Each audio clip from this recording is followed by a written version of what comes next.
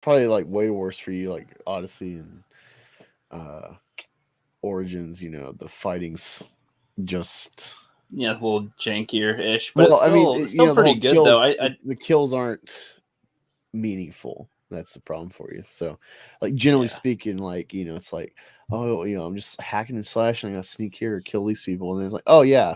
Also, I got like these actual targets later on for a story. So it's like you're kind of Yeah, oh, it's underwhelming. Um, a little bit.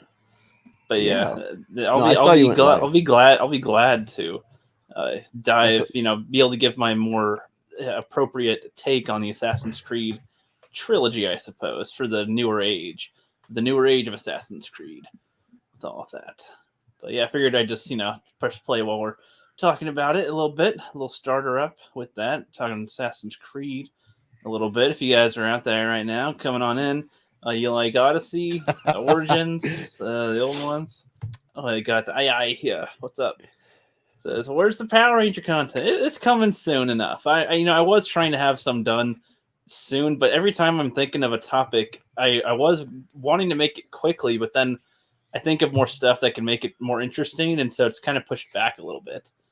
But there is something interesting, Tyra, here. If you go check out John Bollin's YouTube channel, one of the most recent ones where he said this kid is evil, he was actually an extra in the old Mighty Morphin Power Rangers, and he's a sick weirdo dude. So Power Ranger link there, I guess. That. But anyway, All American Beef, normally on Black Angus's channel, right here. He got strucketh down by poopy heads. Yeah, yeah. Freaking. Luckily, my co-host Rookie is gracious enough to host tonight. Hopefully, we'll be back up and running next week and maybe have a guest. But Well, also it's Thanksgiving next week, so we can have a Thanksgiving All American Beef special. We yeah, gonna I fucking hate holidays. So yeah, like I don't even like. Besides being off, it's like I don't notice shit. It's like, oh great, stores are closed when I'm fucking off. Thanks a lot. we Like each gotta I get fucking hate holidays, we dude. each gotta get a giant chicken leg and eat it or something No, I to don't do celebrate poultry. Thanksgiving.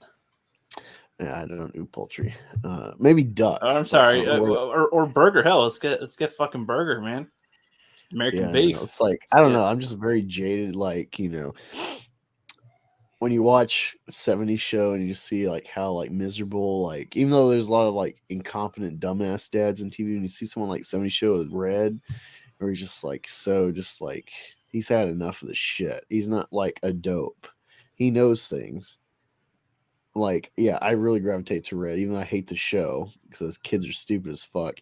Red and Kitty are great. And yeah, I really identify with Red. The older I get, the more it's like this guy, he was right from the get go. When you're young, you watch him like, it's all curmudgeon. Fuck you, Red. And it's like, oh, now he starts to make some sense. Things that he yeah, when you says that was start paying weird for this is shit, you're doing a working man's job.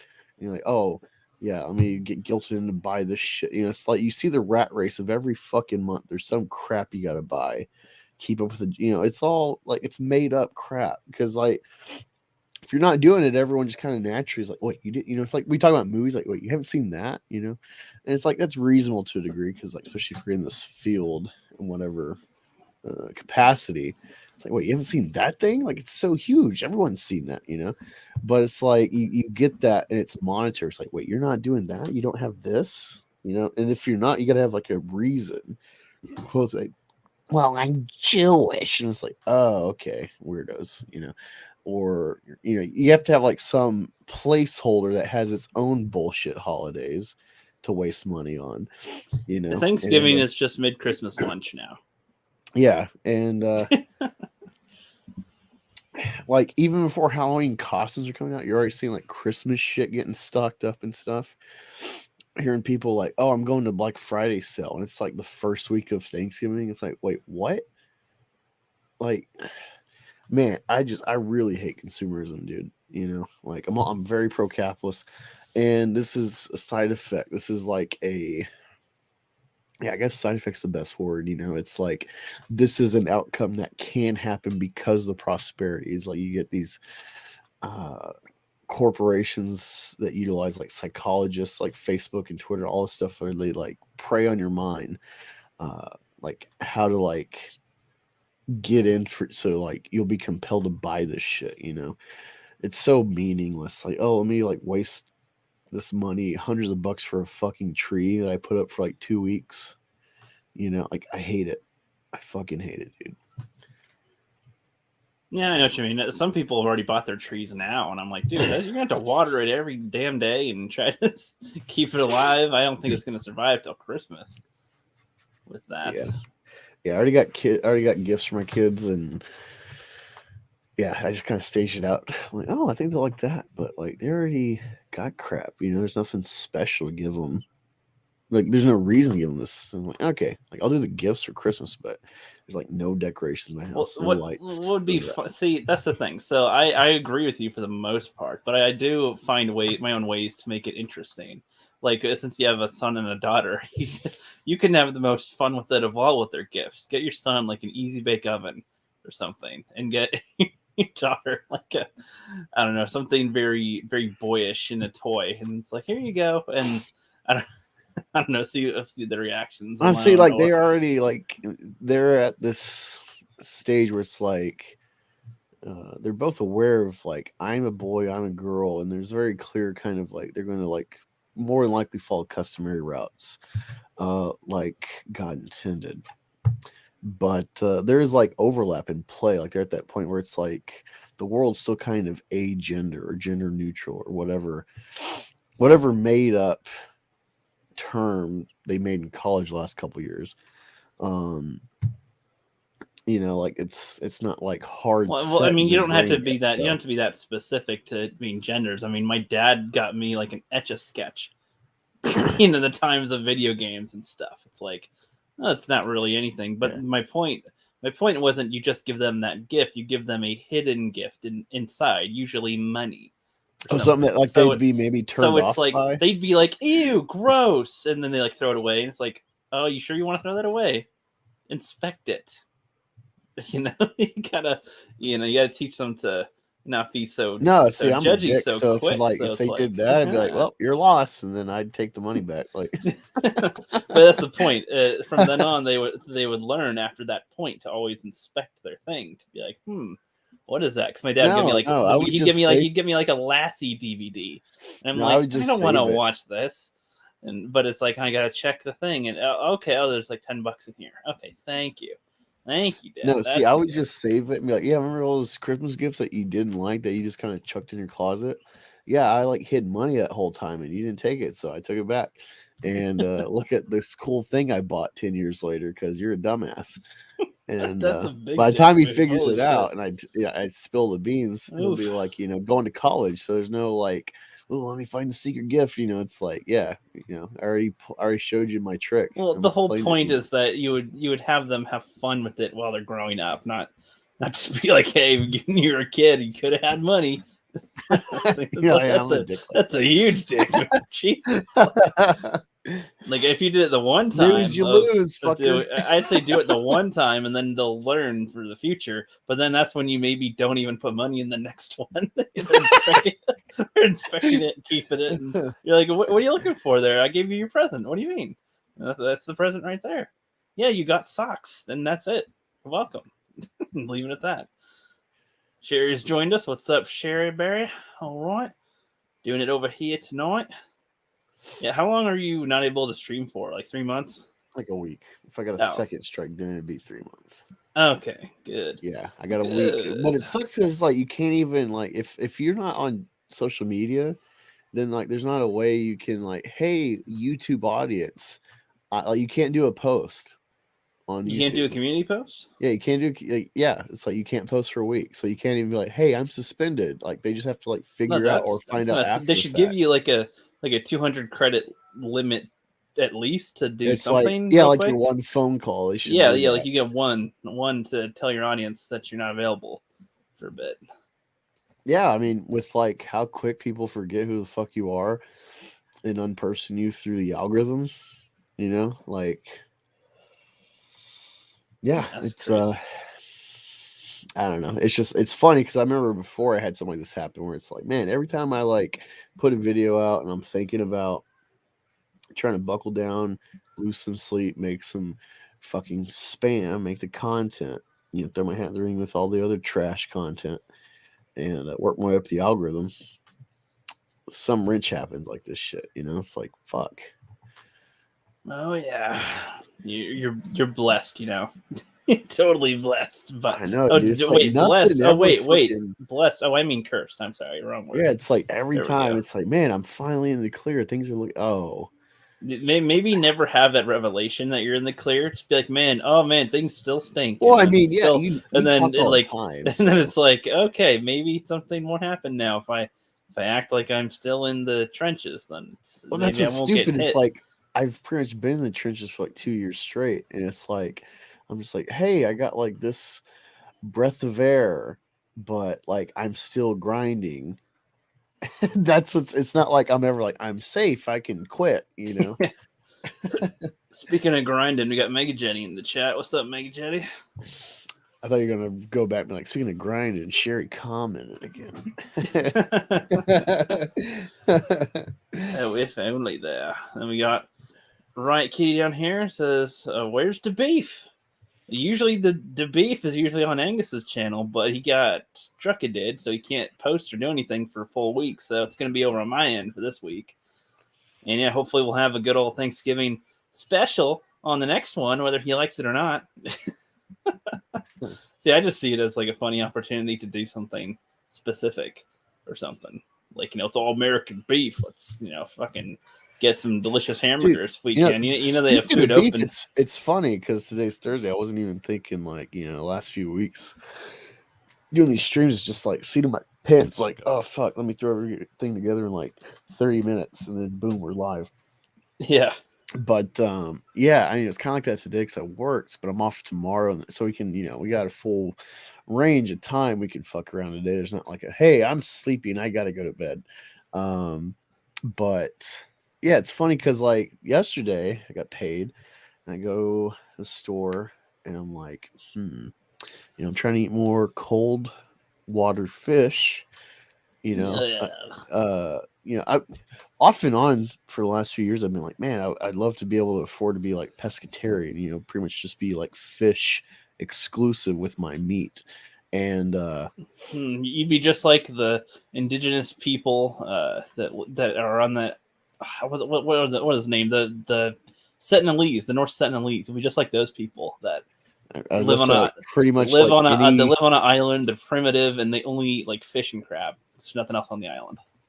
well, I was gonna say it's like you mean pretty much any culture around water, like. Well, I mean, no, but do you not know about the North Sentinelese? No. No, they are like so primitive that they haven't even discovered fire. They're literally, it's against the law to go to that island because they want to keep that culture intact without interfering. There's been Then some how do they attempts. catalog it? That's what I was just about to get to in that same breath. Like literally, it's like well, like, dude, that's, me, I watch Rogan, like I'm that guy. I said Wait, so. what? I said it is illegal to go there now because people have died there, and the thing is they haven't even discovered fire. They've had so like the first time they're discovered was by the British, I think, and they took like a little group, like a couple of adults and a couple of kids, and the adults died fairly quickly because of disease. Like they have not built up any type of immunity to any outside of that island diseases. Like even a cold would like kill them.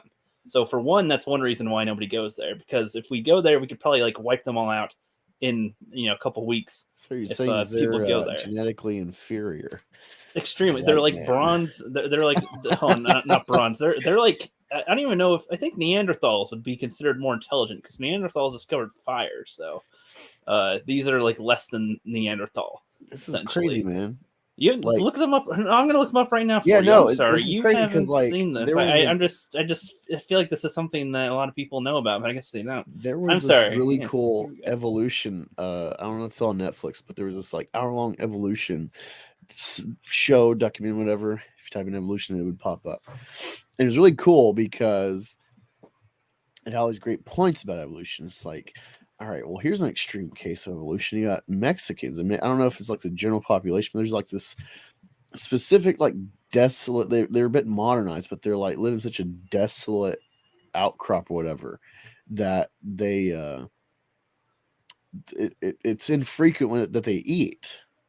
You know, so they got a very weird metabolism. It's very slow. They've adapted to their environment so well.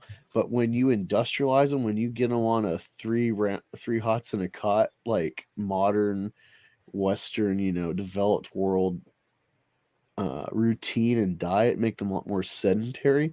They like instantly get fat, diabetes. It's not like, oh yeah, like I left the army and it's been 3 or 4 years and I put on 100 pounds and whatever. It's like, no, it's like instantaneous almost, because they're so fine tuned to kind of like a wolf diet of like, yeah, we don't know when we're eating next. Right.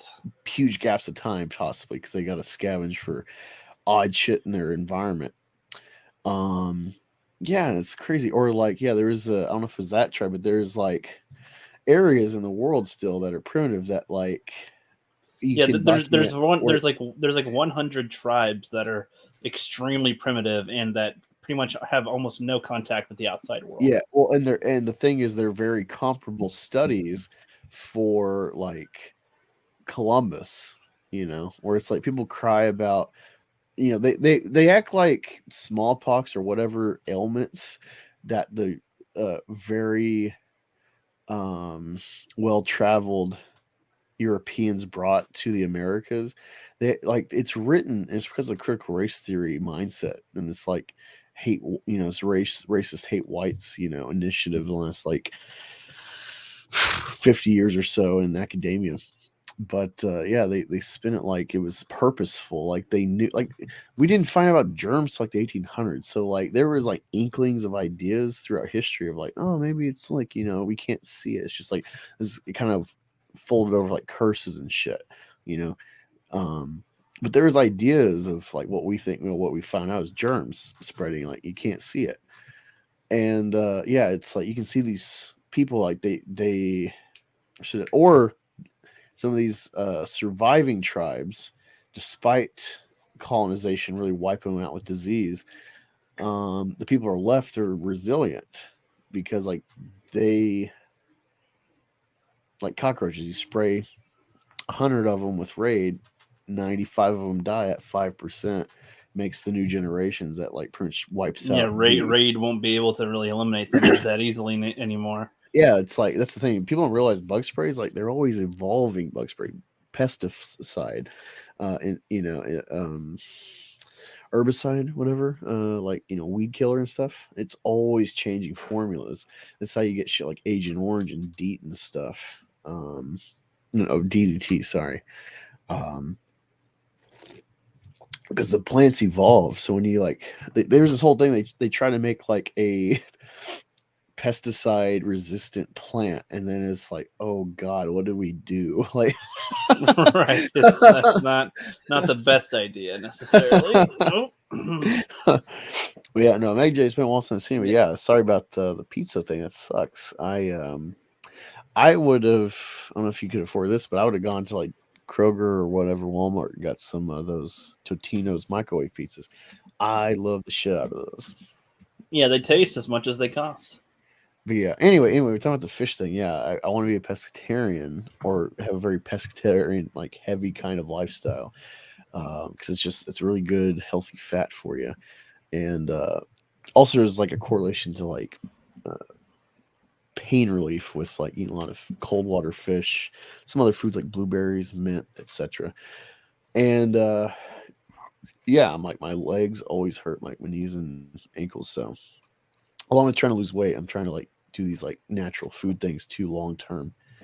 But I passed out as soon as my mom called me. I like hung up the phone. I was going to watch Yellowstone, and then I just passed out and I woke up right before my alarm would normally be set. I'm like, oh, fuck. I'm like, oh wait, I left the fish out. And I looked up on Google, like, how long can I? What's the window? Maybe there's a chance. It's like, yeah, 2 hours is like the window. I'm like, damn it. But luckily I had two Dag nabbit. ribeyes. Yeah, so Oh yeah.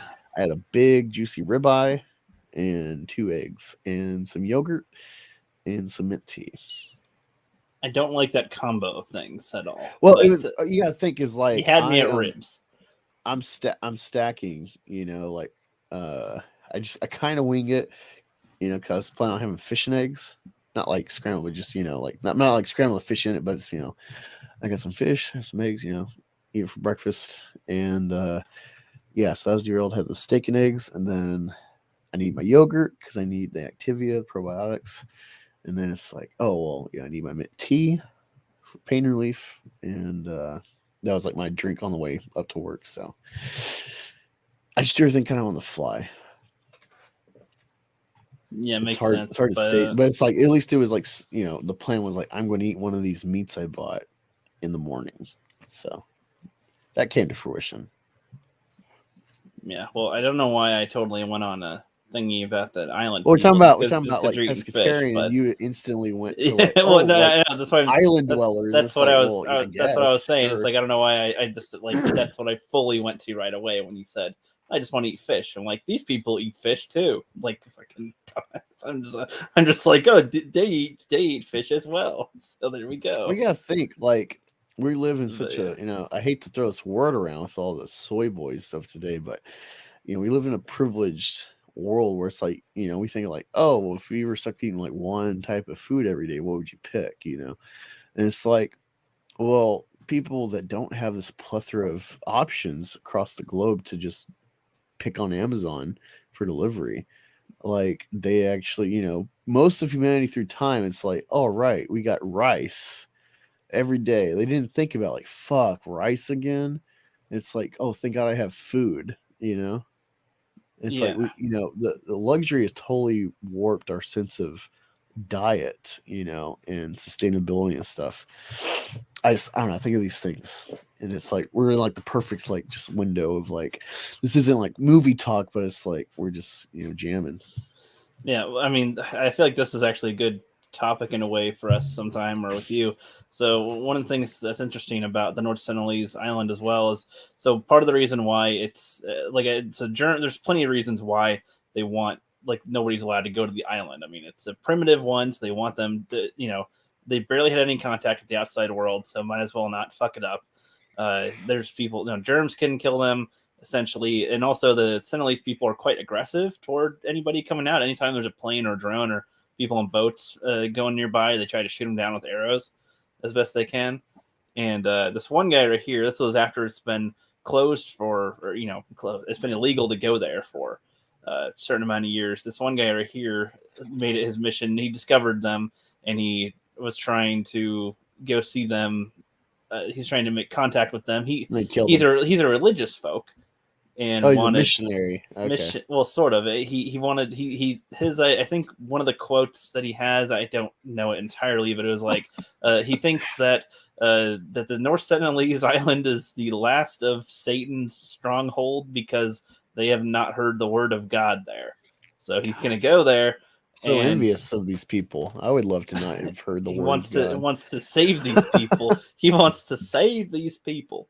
And so, like, and maybe you share cultures and whatever. So maybe it's a good thought process, but not really, because you could have also wiped out their whole race by just visiting them at all when you went there. But he ended up getting killed, and yeah, that was like I think he was the last person on the island. See, that's like some Men in Black shit, dude. Like the end of the movie, it's like, oh yeah, we're just a speck inside a fucking marble, like we're so insignificant.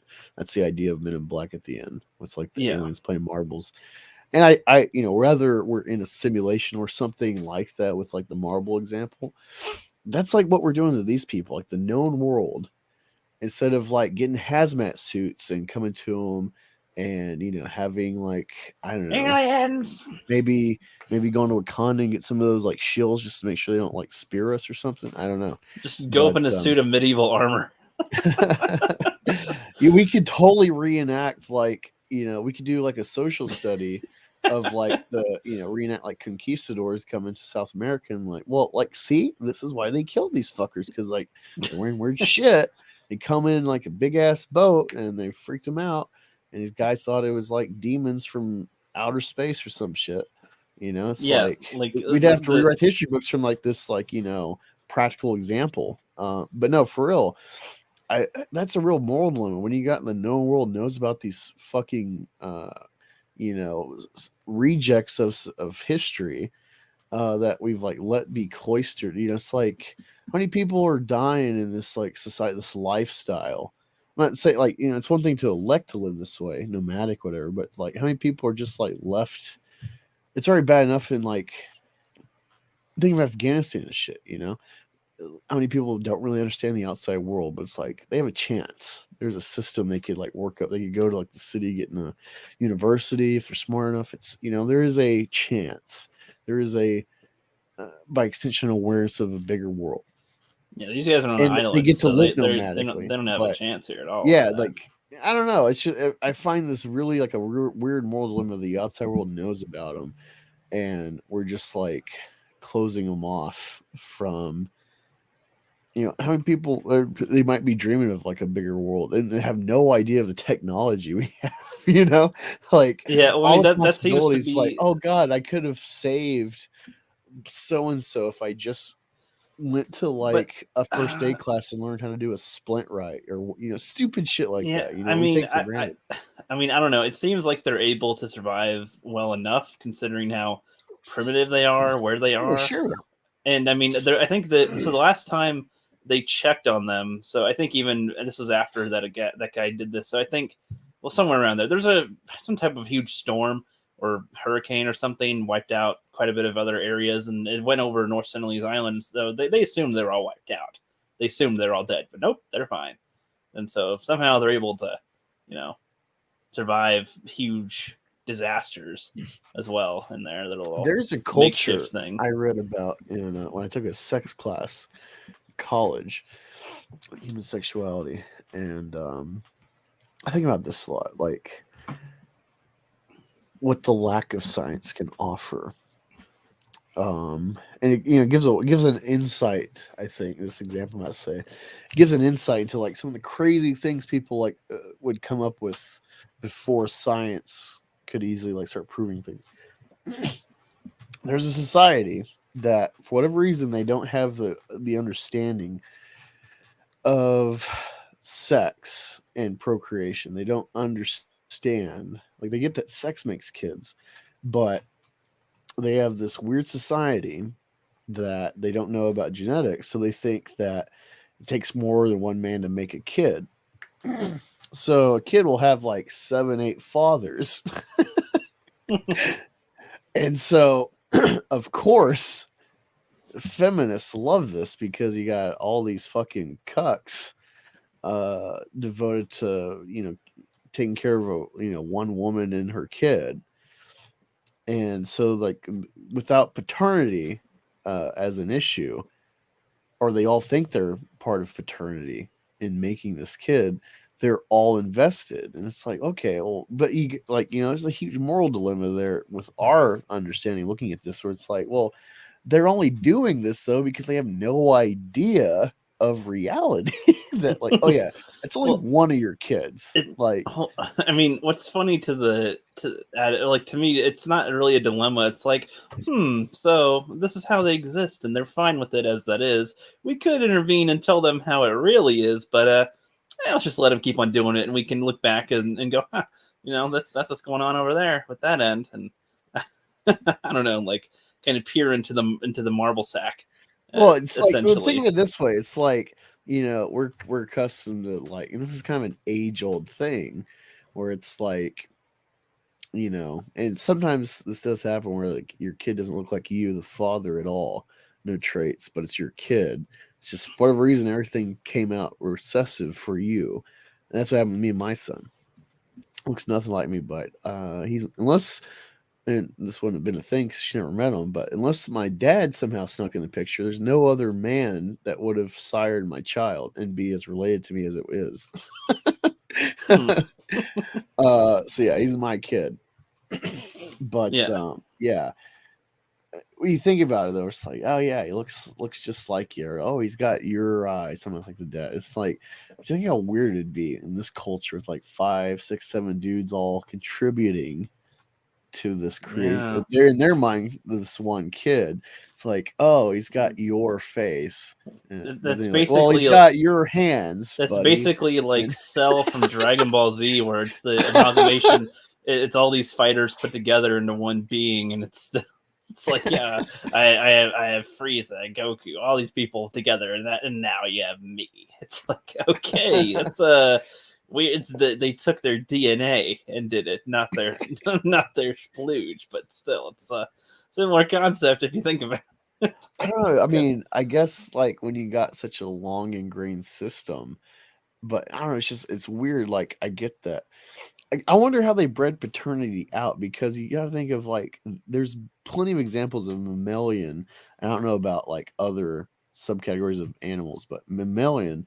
All these examples of infanticide when like a new guy takes over the roost, he like kills all the kids to start the estrus, the menstrual cycle of these females, so he can start starting his own children, his own spawn.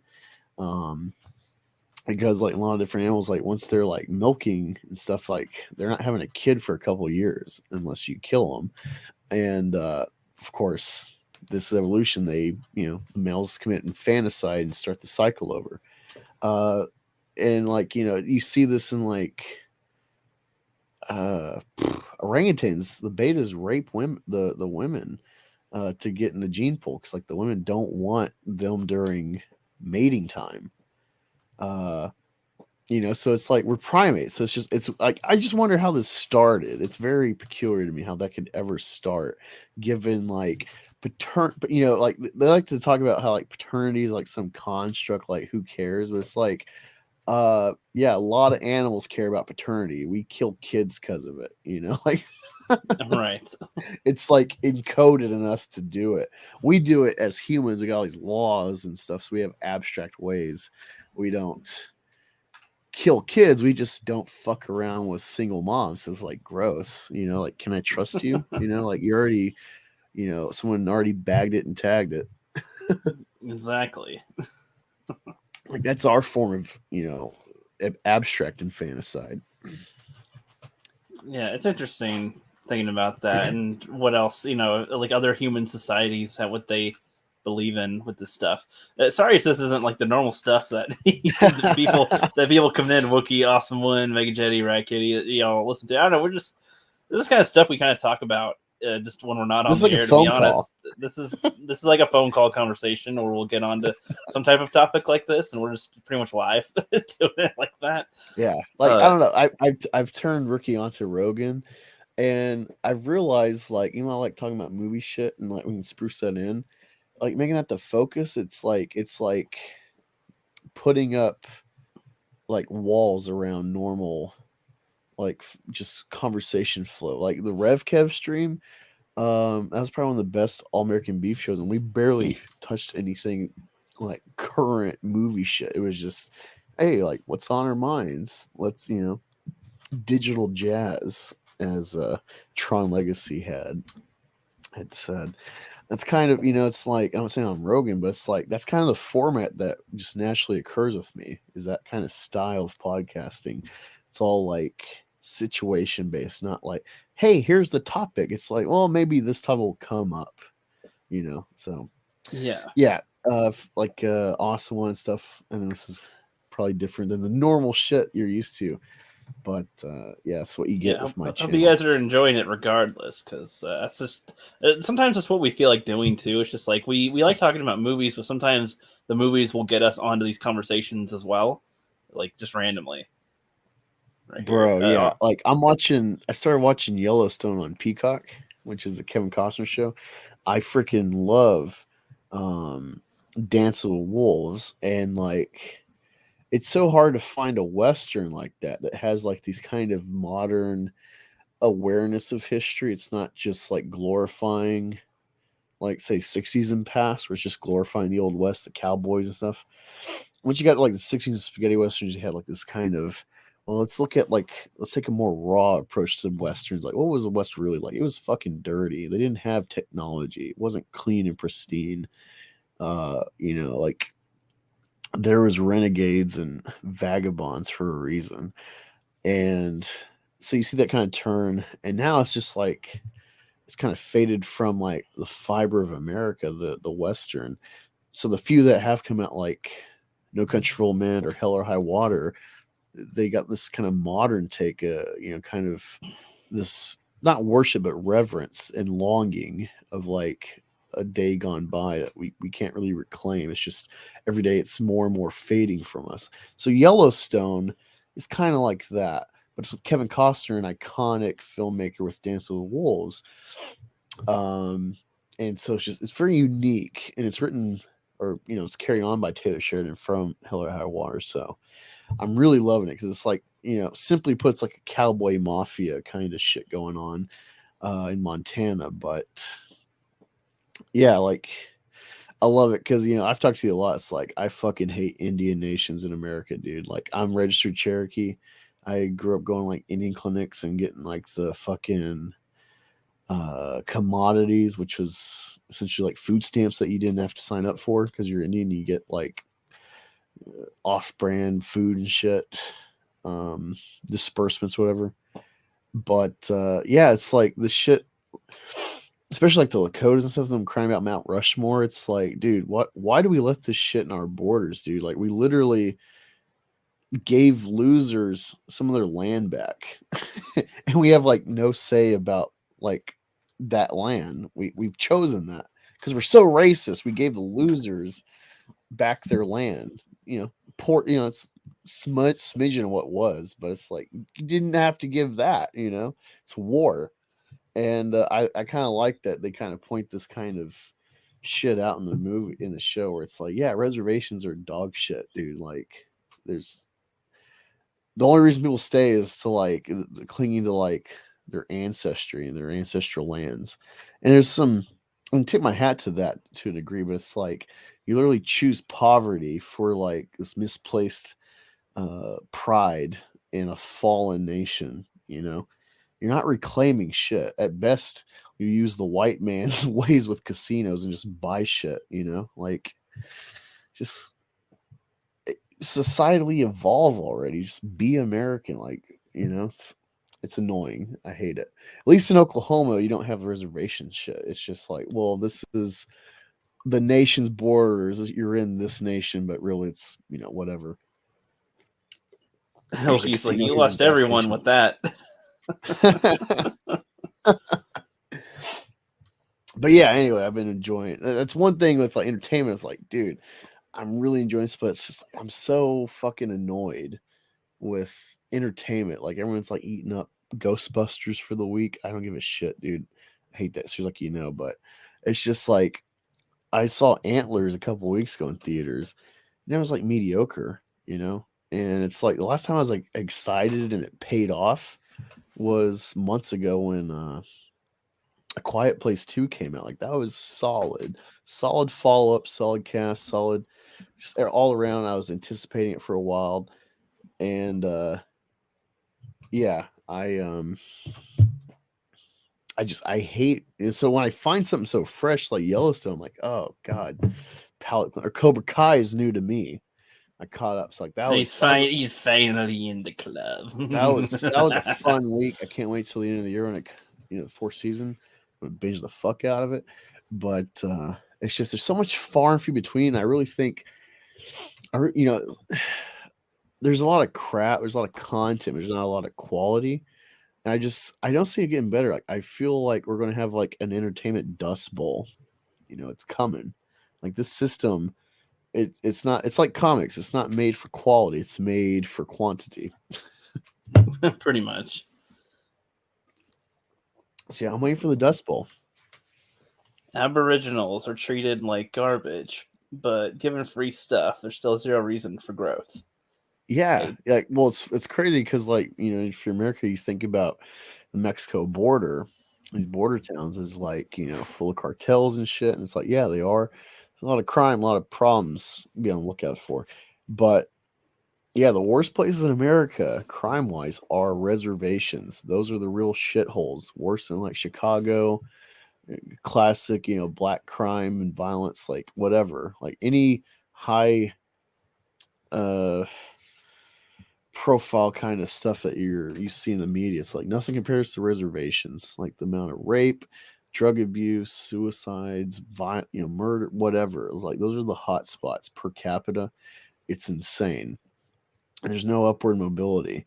Um, and it's just like it's a never-ending cycle. But this is what happens. This is how you kill people when you kill the warriors. You don't try to like genocide the people. You just kill the warriors, and that kills their drive.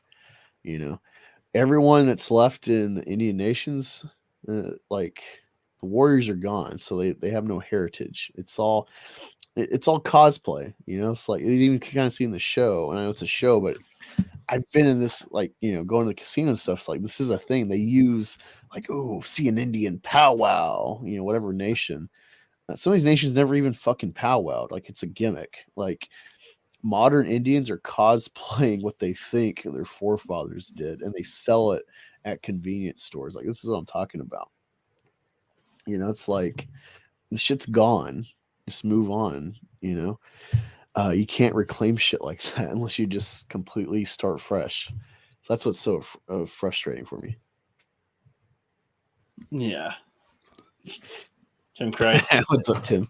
He's a fellow Subwayer, actually. A fellow Subway employee. He says, "So all American, not mine, but just in general." Oh, so in the YouTube sphere, Subway cousin. A Subway cousin, exactly. So who happened to hey YouTube, and Subway. Like, oh wow. Wait, what's he do on YouTube? He just watches stuff. Okay, no, it's like, does he make stuff? Because I remember seeing. Well, Tim, do you make stuff? I don't remember right now. He's like, it'd be funny. He's like, yeah, I got like 3 million subs. You fuck. It's like I don't remember right now. Well, because YouTube sometimes unsubs, and it's like I'm subbed like 500 people, so it's like sometimes I don't know if people, I don't know.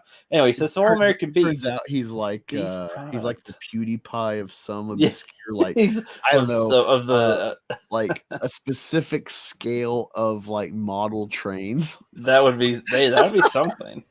That would be something. But he says All American Beef product, roast beef, Angus. Hi, Angus.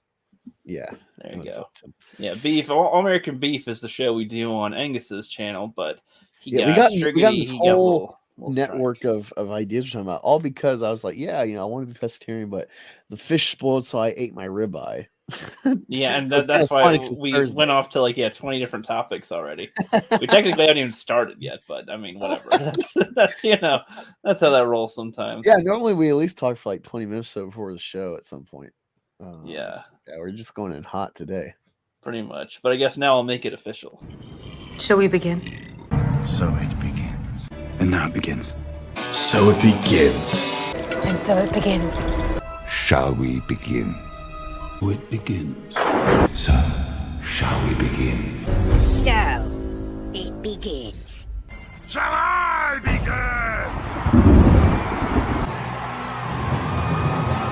Shall we begin?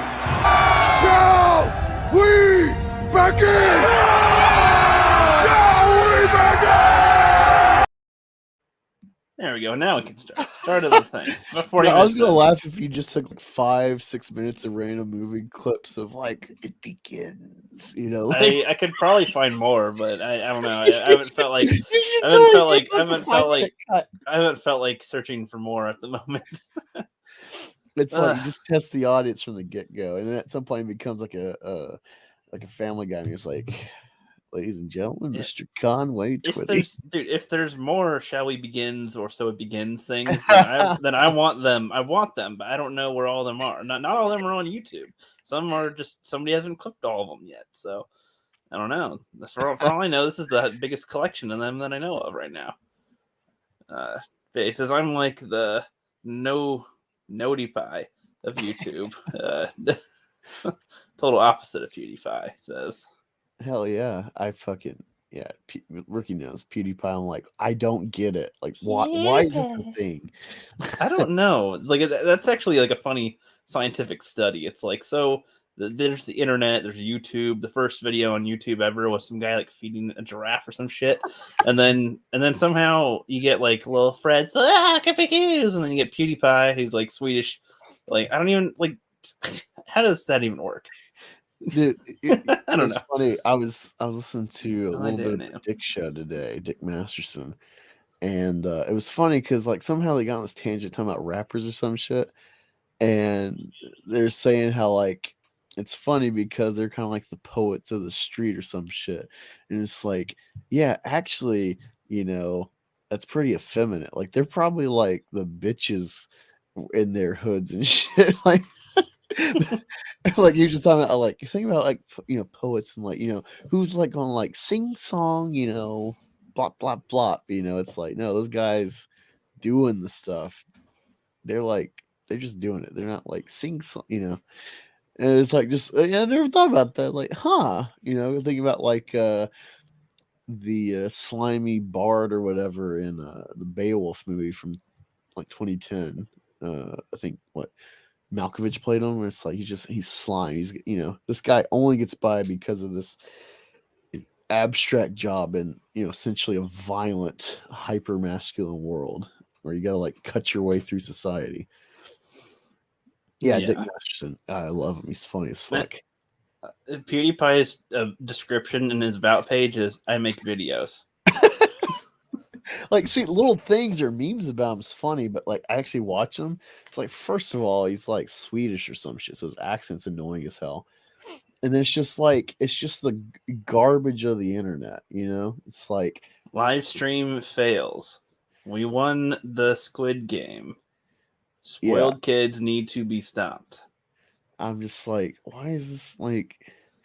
I hate Guy that with this large is a thing that can get mustache. fame. And it's just talking about stupid shit, like how does this serve Norwegians anyone? can't watch this. Yeah, I don't know. It's not like I'm like a YouTube show. I'm like PewDiePie, he's the enemy. We gotta fight for No, yeah, corporate. it's just when we're sipping a cup of wine, going, I wonder why. Yeah, it's not like this that. channel It's is just like I don't of I'm all kidding, the I'm kidding. independent channels to like hit that mark. It's like, why that guy? Yeah, well, it's like in a way you kind of think about ones because I mean, you and I have seen channels that present information in interesting ways that we enjoy, and it's like, how come those don't have like millions? Those usually have like maybe a million tops. Some of them that let me even try to. I can't think of one at the moment. Like what was one that like that Spartan history one had? That was Oh, the one probably, I sent you. Yeah, like that probably Well, doesn't they're have a that many. history channel, so they got a bigger range than, but it's mostly like ancient stuff.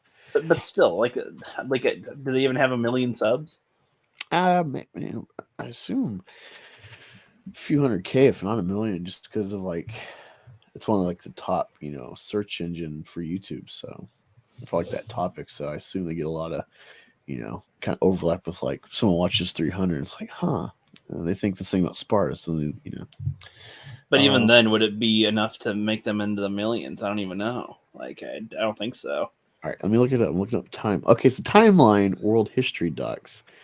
They got on their front page about the Royal Air Force and Battle of Britain. So they do a huge range of history. So I've only looked into the ancient stuff though. But yeah, what's their sub count? 3.38 million subs. So okay, well that's good. They have over a million at least. Yeah, it's good to see that. Yeah, it's good to see that there's more than.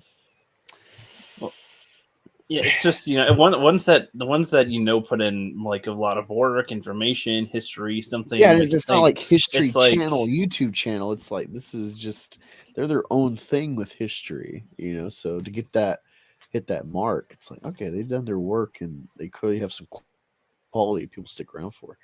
And I don't know where they get their footage from, or if that is them shooting their own footage. I don't know, or like doing like reenactments or something, or whatnot. It's hard to tell with some of these if they set up the stuff themselves or if they obtain the footage from somewhere else to get some of the stuff. Yeah. Hey, Tim Christ said, shoot him the link if you're cool with him joining us. I'm cool with it.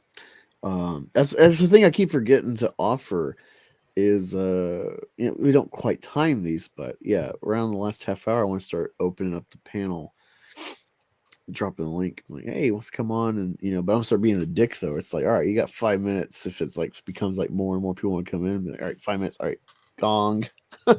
Ding dong. No, I Bingo. might make it where it's like, all right, we can have like a couple people like stick around, but generally it's like awareness, like, all right, well, this person's gonna like dictate the time with us in the panel in the chat. So Yeah. kind of play by ear, I guess. But yeah. Yeah, no, you're good. So maybe on another one if we do one, because I feel like we're already like almost an hour in with this, and I don't know how long we're going to go for entirely. I see. I'm on. Angus has had some rough stuff, but I've had. I'm working 9 days in a row this week with everything, and I'm pooped. So I'm probably good for like another hour, tops probably. And actually, we haven't shown memes in a while. I don't think. Yeah, we didn't even. Last time we showed memes, you got your channel. Yeah, we were hanging out with RevKev, I think, and yeah, weeks later, I get that shit struck. Let people. I didn't even let people know. So won't show it so Rookie doesn't hold make himself a target for Team YouTube. But Halloween recently happened. And there's this funny TikTok of this black kid with like mom or sister or some shit on a couch outside taking a picture.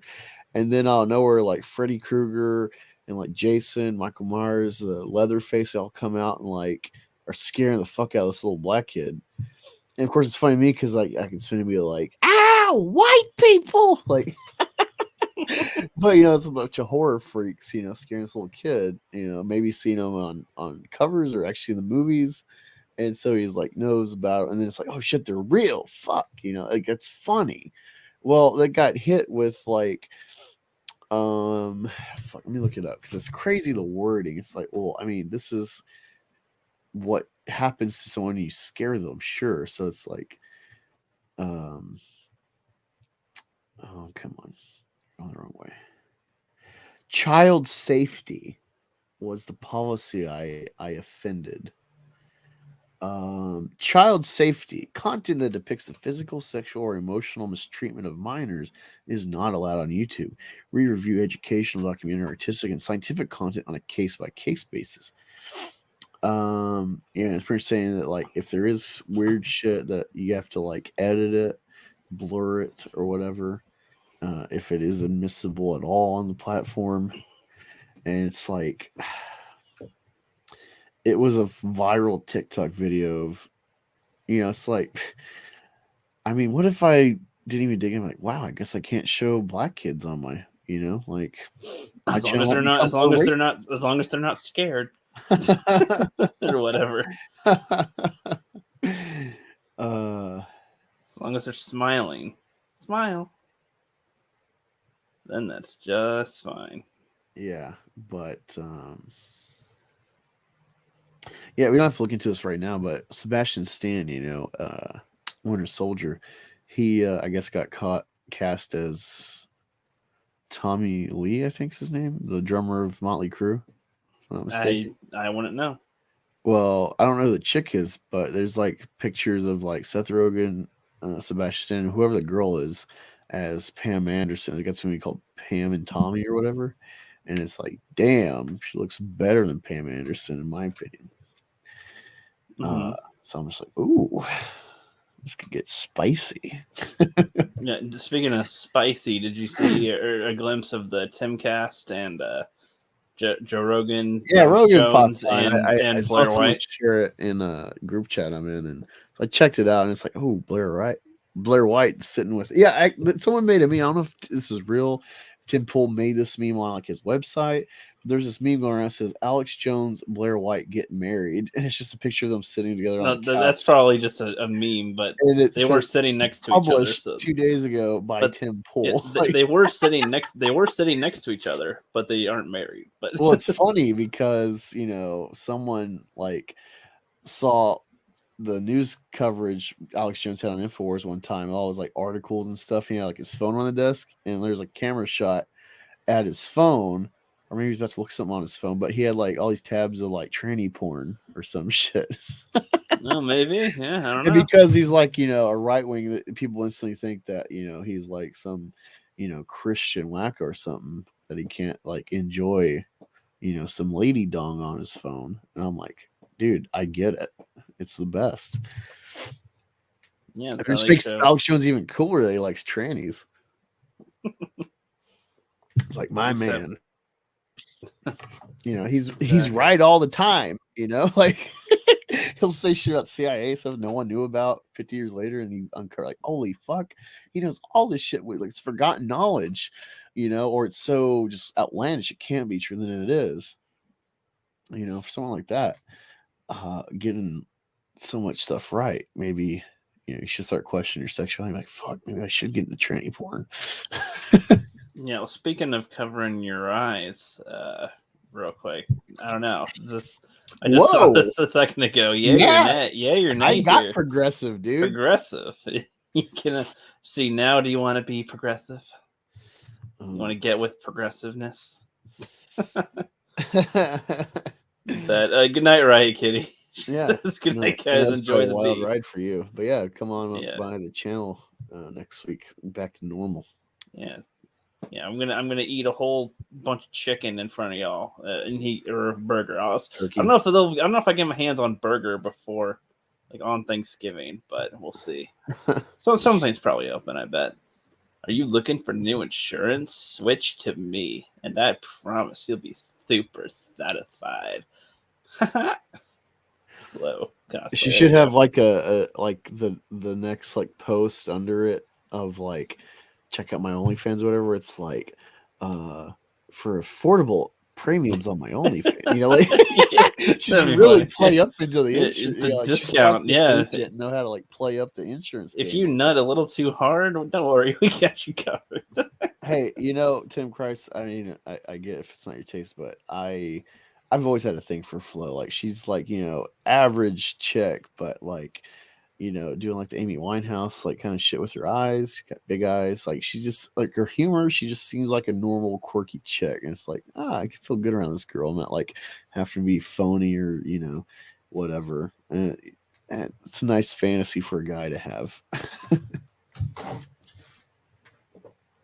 Oh, you saw this too? Yes, I love it. Yeah. Stupid fucking people. I love it. It's like a little fat mask, kid, and then they go like to a little fat kid with a mask, and then he takes that. I'm saving the world. That's just funny. Damn it, that shit just. Oh yeah, great news today. Despite all the bullshit at work and fucking YouTube, other things in life we'll get into.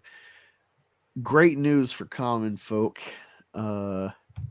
The Vaxtards in DC in the Biden administration, the Brandon administration, they lost. Fed court just ruled the fucking OSHA mandate on your job, try to make you get poked, is unconstitutional. So justice is currently still winning. And I love this shit. It's so weird though. Like I feel like we're in this wacky place where it's like we're just gonna make shit up as law and see if you even have the balls to challenge me, even though I know it's complete crap constitutionally. Like these guys have gone to law school, they know this is a crapshoot. It's like, well, maybe they just won't oppose us. Like I don't blame them for trying, I guess. Like, hey, is it like, okay if we take away your rights to? The reason I point out is like they either just felt so confident about being unopposed in these initiatives, or they knew it was like completely fall on their face, but they like put up such blatantly stupid legal jargon that like they're instantly going to die in court. But they can be like, well, I tried, Antifa. Like it's weird. Like it's it's like there's plenty of evidence of like these individuals that get into DC. They got to work with a big horde of crooks in DC to make these bills and steal more taxes from us. But like even if they are pushing a bill that they know won't pass, to look good. It's like, well, I mean, it's legally solid work, you know. You had your interns help you like fine tune the legal jargon for whatever easy slogan pitch you have, like build back better or whatever. You know, it's like, well, yeah, it failed in legislature, but I tried individually. I'm the good guy, you know. But it's like they didn't even try that. That's what's crazy. It's like you just really thought no one would say no? Like Yeah, I guess that's their thought process these days. like man, like it's fun. You know, of course the left is like a very effeminate side of like thinking. You know, it's illogic, it's emotional, but it's just crazy. Like these same people, like if Trump tried to push a vaccine mandate, like, you know how man they would be pressing, like CNN would be on the front lines with like "Don't tread on me" flag and stuff. You know, it's like the cognitive dissonance is so wacky right now. It was crazy. I'm listening to Rogan, and he has the one of the guys from the Social Dilemma on, the Tristan Harris guy, worked for Google, and he was part of like this team, whatever, about like how do we keep people like addicted to their phones? How do we fine tune these apps and stuff? That was his job, and he was talking about how like the whole idea of like the Russian troll farm stuff that Last Jedi was intertwined with as a propaganda cover up for Last Jedi sucking. But they're like talking about how like they got AIs that like they just make fake conversations. Most of the big face group apps or whatever specific stuff, like they're actual troll farms running. Like it's all fake. It's all just fake chaos to get you to buy in because we're so polarized. And so now I'm looking at Twitter with all these, Rittenhouse and stuff. It's like, how much of this is just fake for people fighting each other? Like the conversations on Twitter. There's certain accounts where it's like, all right, I've been on a stream with you, so I know like you're a real person to give me a link. But so many other people, I'm like, huh, It's so that's just making me look at stuff even with a finer tooth comb, where it's like kind of paranoid. I'm like, is anyone real in this? It's crazy stuff. That's kind of how I think. It's like if you're to show me, like, oh, this is real, I go, is it real? I don't know. Like, if people were to go, well, what is the truth? I don't know. It's all probably a lie. I don't fucking know anymore. Yeah, like, we're in a post-truth world where it's like you have to just like sit and be like, well, is that true? Like when people say like, the vaccines do whatever, it's like, I mean, maybe, I don't know. Like, even if you show, well, look, this person says this and they're a huge doctor. I don't know how much credibility that actually holds anymore. If you're a doctor and you do something, I don't know. The way it sounds, because they want you to be a customer, and to be a customer, you have to have problems, and you know what I mean. You fake solutions or something just to keep you going in. I don't know, some of that stuff, but yeah, weird shit.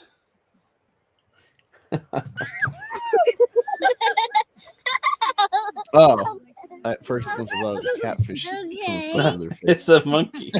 It's a little monkey giving hugs to everybody because Angus loves the monkeys.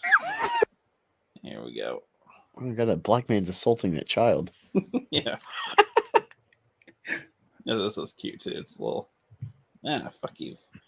It's like, Mom.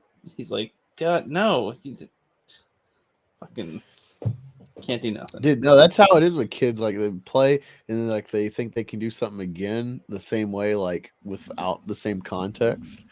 And it's like, yeah, the way the cat rate is like, boy, do you think I'm like Yeah, I ain't playing. Nope. Do you see this little thing? Yeah, everyone's like, oh yeah, the kumbaya. Like, this is a conservative poster that's sharing this video. And everyone's like, yeah, BLM and like pro Rittenhouse, we're like eating pizza together, talking, we're like coming together, blah blah. And I'm like, fuck no, dude. These people burnt that goddamn city down. I'm not breaking bread with these fucking weirdos that are trying to like protest in support of a fucking pedophile that got shot and a woman beater. Like, remember before BLM, it was all about Me Too and women, and and then Jake Blake gets shot in Kenosha. And you find out, like, oh, well, first off, he was going for a knife. He's even admitted that to the media. And before he got shot, he got called by his baby mama, who he sexually assaulted. And he, like, grabbed her by the pussy. Remember how that was such a huge thing saying that? This guy did it.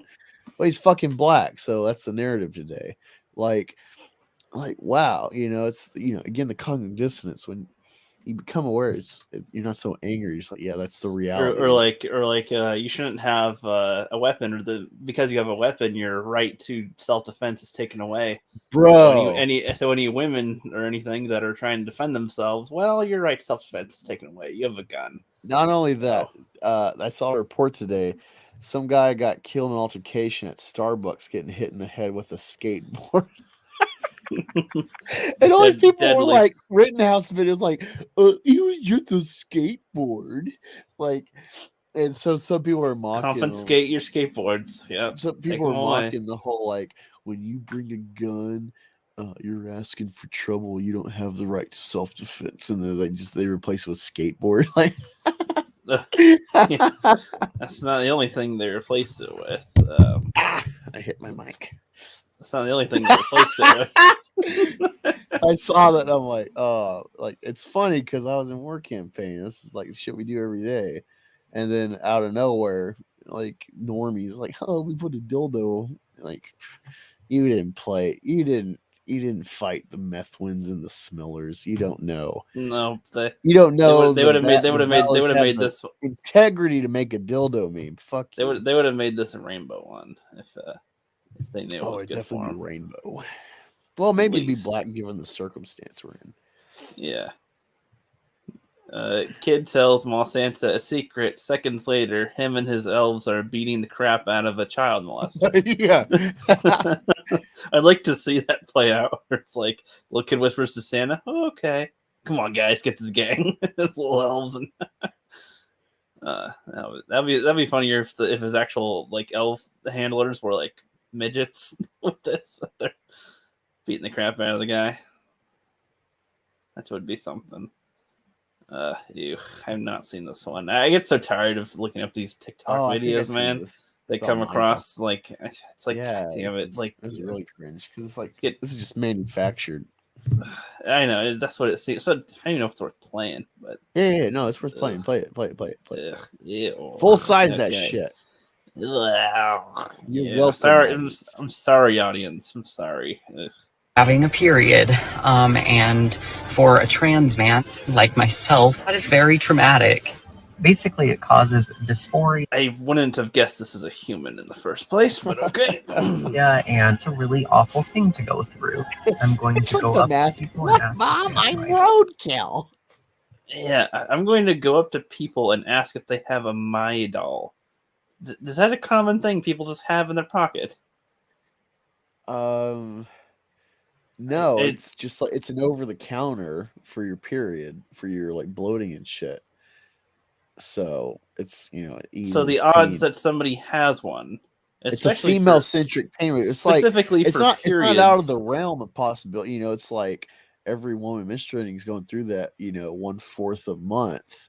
So it's not like crazy that you could, like, holler out in a group of like 20, 30 women that someone might have My doll, but it's such easily over the counter. It's like, you just throw in a tampon and go to the store. It's not like I need this, like, my chewing gum, So yeah, I don't think I've ever seen my wife or a girlfriend be like, oh, stop, I'm out of My doll in my handbag. Like, I gotta stay stocked up on my My doll. That's what I'm saying. It's like, can I borrow a tissue? Can I borrow your My doll? It's like, I don't think it's that common here. While my legs are dripping blood. Guys, what the fuck? Okay, just so this dude's manufacturing this. It's a woman. It's a biological woman that grew a beard with, like, her testosterone shots to purposely be a fucking weirdo. And, I mean, it's like if they put like thorns and like huge claws on somebody's hands and like wrinkle, like scary features on somebody, and they're like the nicest person in the world, but they walk up to somebody with that and they put on a raspy voice and all this stuff. And like, why is everybody so scared of me? Because you're trying to look scary. What the fuck? Like, you know? Yeah. Well, the whole reason I say it's manufactured is that like they're purposely having a period and dripping, for effect. They're recording this in their car. Like they could just drive to Walgreens and get Midol. Well, that's what I'm saying. This is almost like so you're just choosing to be a random beggar. Well, right not here? even the beggar thing. The whole thing is that like the ease of just going to purchase it yourself, and it's like the whole thing is they're trying. This video is trying. Look how hard it is to be a trans man on its period. No one helps me because I'm trans, so I'm scary. It's like, well, you mean.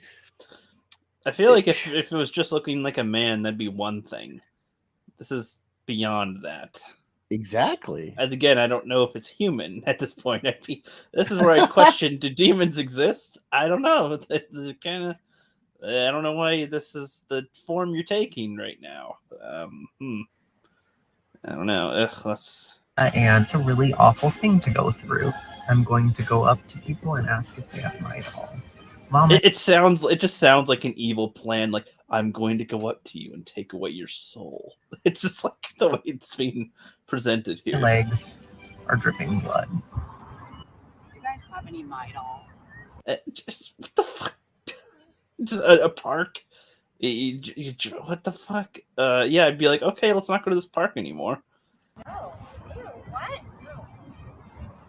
What? Are you dying?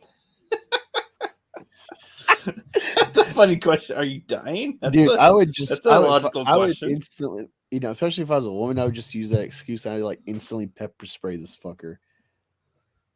Yeah, I mean, this is daylight. Just weird. I don't know why they're wearing masks out here, though. That's kind of weird too. Just to notice, but okay.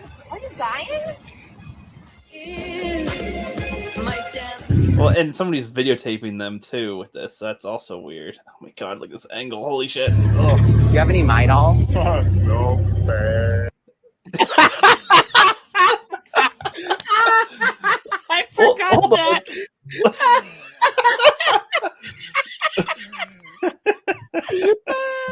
I feel like that was their friend or something because they're laughing kind of, but that was funny. Well, that's the other thing. Is like you don't know who, if any of these are just friends and they're staging all of this, including like, oh look, I got called a slur by a bigot. Oh man, it's so hard to be like this could completely like not just the scenario, and like, well, yeah, they don't have it because it's just you get it when you need it, like also, yeah. All this stuff where it's so hard for me could be completely staged, where it's like, Well, I mean, even again, the person but that just regardless said, of its stage, it's funny as fuck that like you have Midol. Nope. well, no. Again, Ag. so this is why my question. This is why. So that was a male that answered, right? That's a no. Like that's a dude. Why would this dude have a Myadol? I don't like. Why would you ask this? Like, I wouldn't expect. I wouldn't expect a 13 that to have bodily an aspirin. functions are a reality. They're just a construct, you bigot. Like even if men carried Midol sometimes, I just don't think it'd be that many that would. Like, I'm trying to think if there's any reason a man would take Midol. Like, I'm trying to think. Let me look this up Well, because so there might be some sort of like hat or like yeah, take a Midol. This is well, great like even let's say Purell. Like, I think it'd be more likely that somebody would have Purell, but also I don't think it would be that likely that whoever you ask is gonna have it, or if they have it, they're not gonna let you use it. They're gonna be like, no, this is my freaking Purell. Like, no, get your own. Like, you know what I mean? Like, not gonna share with everybody. Especially this thing. It walks up to you, I'd be like, I'd rather not. If this person walked up and was like, I need mouth-to-mouth resuscitation. No, sorry. Don't know about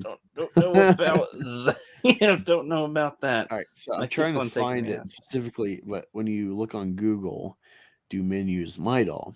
And it's like I kind of knew as soon as I typed in, like, well, there's probably going to be some like correct way to that the company will be like, well, yes. But there's a quick blurb, I guess, from like your question says, Midol products are specifically formulated to help relieve the menstrual symptoms of women. However, men can use Midol as well if they experience the same symptoms. I'm just thinking, like, I don't know what in a male body would constitute like the same. Like, I don't know. Maybe if you're having leg cramps, but I'm assuming like the pathology of the pill is all about like vagina, uterus issues. So, I mean, maybe there could be like some cramp relief overlap for the male body, but I don't know. I'd be concerned. 'Cause, like, this is made for women's bodies, you know. Yeah, I mean, I assume it's like if a man were to take a female birth control, it probably wouldn't mix well. The Okay, body. so the active ingredients in Midol is Tylenol, well, acetaminophen, but Tylenol, caffeine, and Yeah. well, I assume caffeine maybe helps blood flow. I don't know.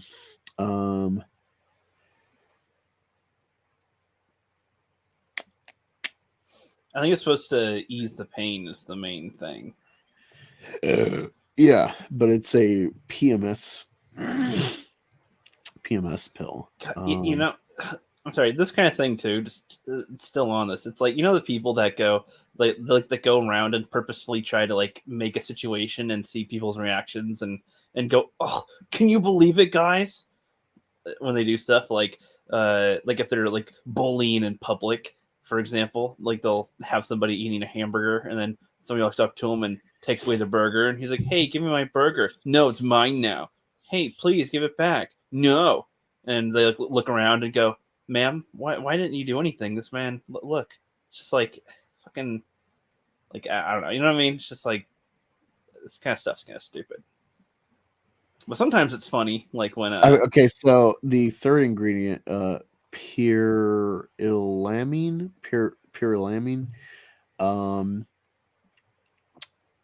maliate is an antihistamine that also helps relieve headaches.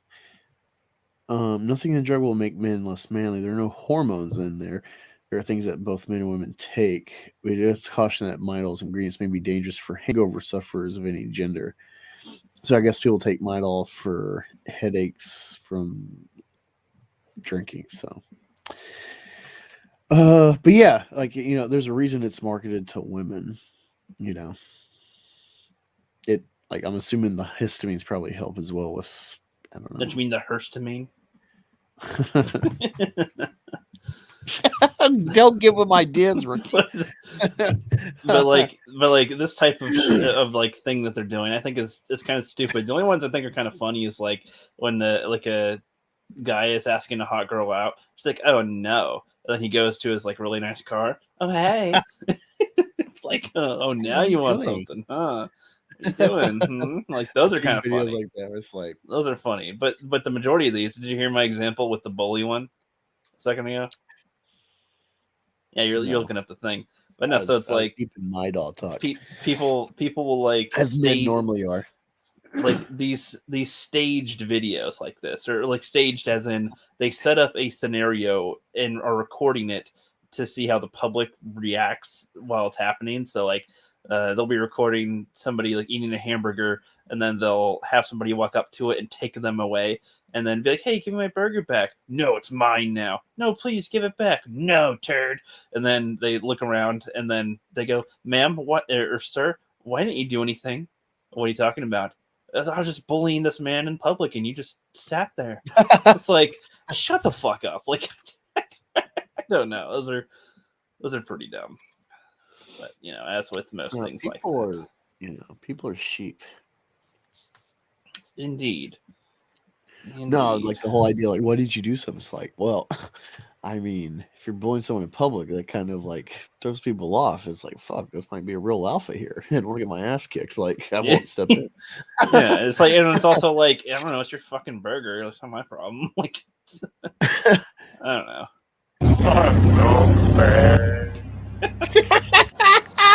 You guys by chance have Midol? Hello, you're beautiful. I don't have any Midol. Having a period, and I like the question of, are you dying before? Oh boy. Yeah, the nice, what would you call this? An AK pew pew? don't know. I'm trying to think of something penis related. It's just The pew pew blaster. I don't know. weak This is an sauce. old classic one though. Here. Oh, I have my legs again. Sweet, amazing. What's he doing here, Master Obi-Wan? I'd be like, why are the kids here? They don't go to heaven. Skywalker, what do we to do? What are we going to do? I That love should be how the name. kid That should be the name of jumps his when show. He lights the saber. He's like, oh, like you just see the kids like, oh fuck. He's like, we're screwed. I would have loved to see like him, like the name, like the kid star in a show called "What Are We Supposed to Do" or something. That's just That could be the next like in between or like Disney Plus show. what are we supposed to do? And the once every episode, he has to ask that question. What are we supposed to do? Yeah, But- if they made a like director's cut or like one of those like Rogue One movies, but it's just 2 hours of Anakin killing younglings and the old Jedi and shit at the temple, like fuck yeah, dude. those would be pretty I would funny love to see. that. Like kill those little fuckers. Yep. All right. Well, thanks for stopping by, Timothy. Over here, yeah, he's like, God, that was horrible. Also, definitely, because I have a nuke button on my thing for weirdos like that. Yeah, I agree. Can head out tonight. Thanks for coming by. We shall watch the Is this a Patrick panty now. raid meme? No, this is like all the clues are coming together, and I think this Okay. is Death Note anime. I don't fucking know what anime this is, but it's Patrick. You think I'm Kira? This is it! All of the clues are coming together. I followed these footprints right to this exact spot, and then, right where you're standing, I found this book! Ha! Oh, I'm so close to It's solving Death this Note. crime, I can almost taste This guy is pretty good. So he's gonna kill him, I assume. That's fucking funny. Wait, keep playing.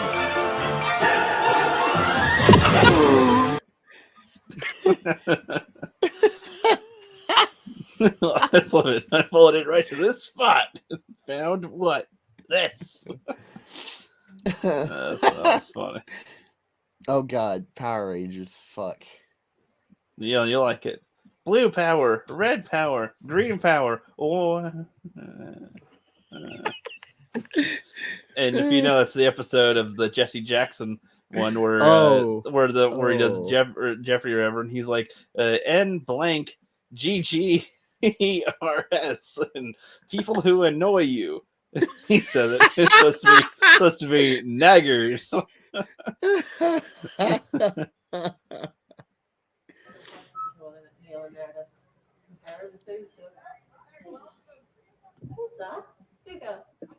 Nothing happens there. It's just a fucking girl. He's like, "What are you looking at, man?" He's like, huh. Karen, get away from me, he says. No, just look on his face like, Yes. Wait. Yeah, we gotta watch this. Is this Ricky? Yeah. He's funny as shit. I'm gonna get you, Barry Allen! I'm gonna get you, Barry Allen! Yeah. Well, I think this is they had green screen footage or something, and he did whatever on his thingy to put himself. No, I behind get it. that he's cutting himself in, but the fact that like just how they're running, it looks like. Oh, I know. trash. Yeah, they're running it like with their effects behind them. It's supposed to look like they're going faster and blurrier because everything else behind them will be like that. No, so it's I don't fall for it. No, I agree with you. I'm just explaining it. It's almost as bad as Zack Snyder's Flash scene. Pretty much, yeah, which I a lot of love to, people, like, a lot yeah, of people love that scene, and it's like, okay, No, a lot of shills try to pretend. It's like French New Wave, dude. When I was in film class, there is like the first half was really cool. You see like the pre-photography history and then pre like video history before like they realized to like fast capture. Like seeing a reel of like a horse running, they're like, oh wow, like they actually have points where all four hooves are off the ground. That was like an argument before. And well, shit. speaking of horses, they used to put peanut butter in their mouths to make them look like they're talking in movies where they have a horse talking. Oh, that's what they did. Okay. Yeah, That's peanut butter. funny. They're going. Oh, Yeah. yep, just fucking get the shit out of my mouth, goddamn you. But yeah, fucking lose my train of thought. Sorry. Talking about old photography, pre-photography. Oh yeah, yeah. It's French New Wave. So like in the '60s, there's this bullshit movie called Breathless. I can't remember the director's name, but all he makes is bullshit. But it's like Criterion film, like pretentious garbage, like 100% critic scores when it's really like, yeah, the audience is like 50 or 60 at best. It's like no one gets this shit. It's made up. It's like the type of movie where like this is why people hate critics because they just like make word salads about They why hate the the film's rookie so good. critics. And yeah, that's how I feel about Zack Snyder's Justice League. Not the whole movie, but certain scenes. I feel like the audience that has been shilling for him, like they've hyped it so much that they can't say anything negative, and everything about it has to be very deep. And you just don't get how good it is. Like oh when yeah, they like say- here's this thing that happened, and then later, like he does this thing, and it's like so purposeful. And it's like when they say run, Barry, run, and he does. It's like, yeah, I'm gonna be the best of the best. And it's like that's what they said earlier, this and you guy are like saying it now ran too. and then he becomes Because the Flash. So like you did a power that has like no consequences. Wow, gee, that's this was so very impressive. layered writing. It's like it's like yeah, you get yeah, like they I'm glad you shill get so hard, and like they're like, oh, if you don't think this is like the greatest scene in a comic movie, and I'm like, dude, like if you've not even seen top. Infinity It's not even War, top like 100 to me. have you not Honestly, seen Infinity War, dude? Like there's so many good scenes in that. You not seen Dark Knight? like Spider-Man, I wouldn't put it. Spider-Man 2. I wouldn't put it in top 100 to be honest. Probably. Oh no, it's weird because I do think it's a very unique comic movie experience, like the way he portrayed it. So I'm like I'm talking about this. I'm talking about the Flash stuff specifically. Oh God, yeah, because like, everybody was everything praising is the on- like scene and how it looks and feels, and I'm just like I like the don't stupid get how you're black getting girlfriend that. It's so to be the goddamn hot dog shit. The dog it's so play, meaningless. the It's fact so that nothing. like he like just turns and then like his shoes are shredded. I don't know if that's a comic thing, but it looks stupid as fuck in a movie. Yeah, I don't know. Just anyway, we can do that talk later. I suppose. Good thing PB's not here on that. This one was kind of funny. Hi, do you do commissions? Yep.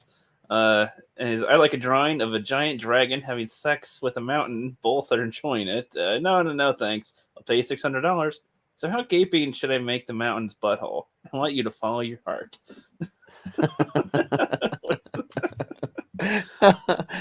No, it is funny because yeah, it's like how good some of these people are with lewd art, but then it's like some of these people, it's like how do they get here? Like I don't it's not a always natural progression to get there.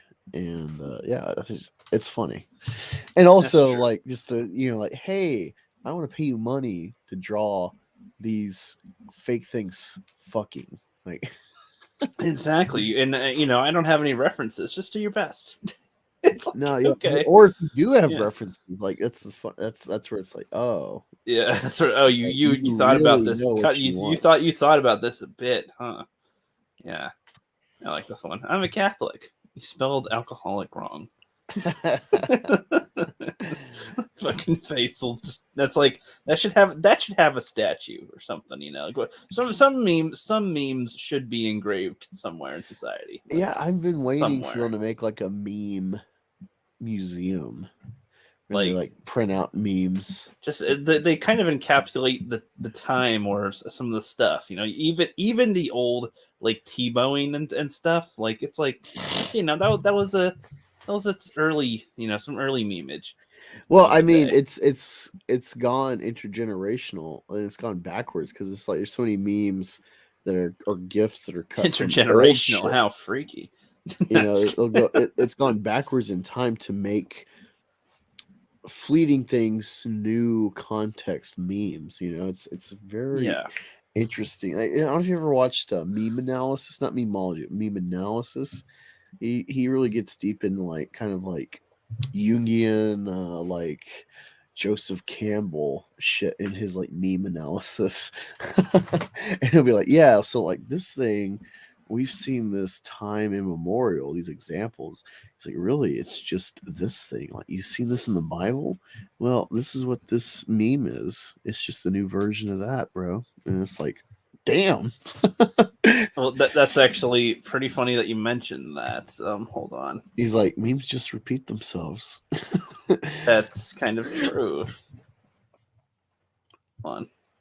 That reminds me of another South Park thingy that you should see. That's pretty funny. It talks about no fag.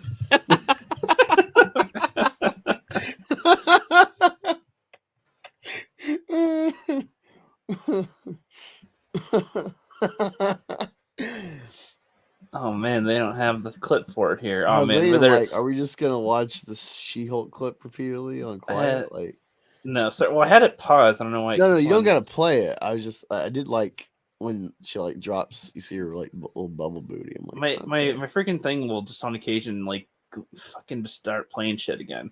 But anyway, I was gonna find a clip that's from South Park. It's funny. They're like these memes or these cat breeding memes are a sign that they're evolving. And like, well, why is that? Well, just like genes, memes adapt and whatever. And we've had them throughout history. And they show they're like there are people ass wedging in the 40s and donkey dicking in the ancient times and whatever. they're like showing like Nazis saluting and then showing like ancient drawing of something, just random stuff, and just like they've been doing this for all of human society. This happened.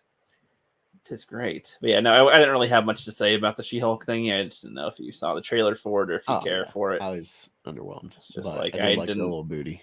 I wouldn't have even. It's just like you painted her green, and man, the Hulk though. Look at that. That's like, dude. Yeah, they really keep doing this Professor Hulk. I'm like, they really I'm want not him a to be Professor Hulk hater. They really want him to be. They really want him to be emasculated. It seems though. Like that's the thing. Now. Like, it's like his evolved state is like he's beyond aggressive masculinity. He's devolved. Like when they showed in Endgame, him compared to his old self. Yeah, I'm like dude, funny. I liked but it's like I liked the older Hulk that would smash the shit out of everything, because there was and when you get to Ragnarok, in a way, there's like a method to the madness with him and his personality with it. It's not. He that was a good middle ground. I don't know. It was like he's kind of childish as Hulk. He's got a very juvenile look at the world despite like the power he has and the body he inhabits of a scientist. But like I like that contrast. That was like a good middle ground. You could really play with that where it's like you still have like rage time, but he's kind of smart. He's getting smarter. He's like a 5-year-old. There's two consciousness that share the same like, that was body fun, essentially. But when like it's just like, oh yeah, like we're cool now. And well, it's almost like you killed the Hulk and Banner took his body. That's what it feels like. Yeah, it's like, I do not you're like never gonna world breaker Hulk with that shit. Like, well, even if not, I just like the idea because if it was just simply smashing, that is I can see how that can be juvenile. But I feel like by the time you got to Ragnarok with him, there was more than that. It was like he's a warrior and he's able to battle things that can challenge him, and it's like I don't know.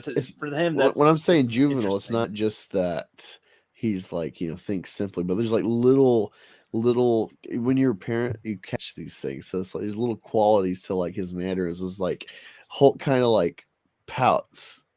And like I agree. That's kind of what I mean. He has personality. It's like my baby boy. He has personality to it, and they do that. They actually do that in Endgame too. When they go back in time, and he's like you have to take the stairs, Hulk, and he's like, oh fuck, he's all pissy about it. It's like can't ride in the elevator with everybody else, and it's like I don't know. I liked that type of concept again compared to I'm Professor Hulk and I'm can eat some Cheetos now and can be smart. And it's just like fuck, shut up. Why are you even here? Just like when people then I didn't get why people didn't like Ruffalo before, but I am hating him as Hulk. With this. Well, Professor Hulk. Yeah, some people may have hated him politically already, so they're inclined to hate him. Like I'm pretty good about separating. Yeah, I don't know anything about his politics from like the actors. You know, it's like I also just kind of condition myself for like I just expect every one of these people to be like pedo concealing, you know, like they go with the like all these people are fake and they'll do anything for money. Like they literally their job is to be fake people and to convince you that they're these fake people. Like that has to do something to your brain long term if that's your key to success in life is being fake. And it is a talent, but like you know, when I watch anyone interesting that's had a long career, I'm just like, you know, is this an act? Like how you are on screen with like a chill interview? Like, you know, it's like Paris Hilton seems to be a decent example of that. Like the persona that she's perceived as to how she actually is seems to be different. oh yeah, she used that to her advantage. It's like, I'm so stupid. It's like, dude, she's balling, man. You think like Dr. Dre or Jay-Z or someone's like a business like killer? Like, no, this bitch is like, there's you know, it's like she didn't just inherit the money, like she's making more of it. Like, yeah, exactly. You get it. But yeah, yeah, so no, that's I watched like there was some show, kind of like Pre-Social Dilemma, where it was like it was about that kind of stuff though of like modern day like entertainment influence and shit, and had like Paris is one of these people, and had like when Vines were a thing for a while before TikTok, where it's like yeah, people were like, Vines. yeah, I like that got was really where big on D's that was where Vine. D's nuts came from. That's where that came from. It's like, yeah, it's like Vines. I became really big on Vines, and then it's like, well, I gotta stay big on Vines. I gotta like hit the algorithm, and so it's like now it's like a job that they're doing with their success, and it's just like, yeah, you don't do this shit for a fucking career, dude. Like, nope, not usually. but I have some interesting actually. Let me send you the DM. I sent some memes and stuff to look at, but I think we should talk about this. Let me find it in my bookmarks. I just saw this today, and I read like the headlines. Like, oh shit, this is interesting. It's about Chappelle. Okay, we can. And then get there's to another that. one about about if any of y'all are football fans. Of course, the Pats playing the Falcons tonight. I don't know the score, but we're probably getting close to the end of that game. But there's news with the Buccaneers. That is a bit funny, especially coming out today, given the unconstitutionality of the Vax card mandate. So I sent both of those to you, Ricky. Indeed, I shall pull those up in just a few here. I have a little bit more to go here. But I was going to show this next clip, however, with your strike, your channel, with the kid in tears. Just show us the still image and then narrate the story. So we have a child here who's playing basketball in his garage or bedroom or something, and he's about to dunk it. He's got a little help for it, but he's a little kid. He's about to do it. He's about to dunk it, and hooray! Scores! Little kid got a little dunk, and it's great and everything. Booyah! Victory celebration time! Hell yeah! Nothing else can go wrong, right? Well, gravity will disagree with you, and kaflunk. Smacks a kid's head, knocks him over. Now that kid is not gonna have a great day. Ricky's gonna get struck for having shown still images explaining the video. Probably. You can't describe these acts. This was. Did you see Sheilhead's last video? No. Did she upload recently? Like a week or two ago.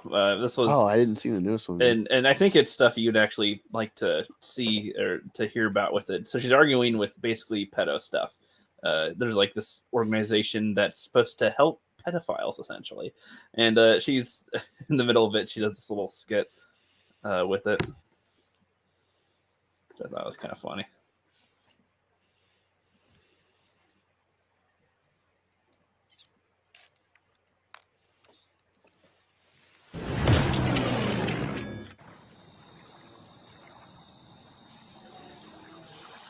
This be the lobe fish. First going on to land from the sea and turns into humanity in the future.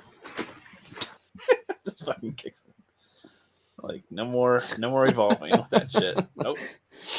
No more. Oh yeah, this Superman girl is funny as fuck. This is funny. This girl's like trying to make some photos of her to look like she's flying like Superman, but oh, whoopsie do. She wasn't paying attention to where her legs were. And underneath that. And whoopty doodly dee, she is flying, but she's also got some sacks dragging on the floor. So, hooray! You know. These nuts. Oh, that's funny. Funny as shit. Some memes just write themselves. You should tag Rolo Tomasi in that. Oh man, it's like what meme? It's like fucking take it right on the old cock carousel. Yep. This is funny. The YouTube's dislike thingy. It has like 120,000 now. I think dislikes on their thing. I think it's 150 last. Or 150. Well, then there you go. It just keeps on going up. I find that hilarious. With that, yeah. What was this? Yeah, it's the little Kenobi shots, Darth Vader of their new thingy, and I've been waiting for you, Obi-Wan. We meet again at last. When I left you, I was but the learner, but I'm the master. It's like, yeah, that's one of the things why I don't really like the concept of them. I mean, here's the thing.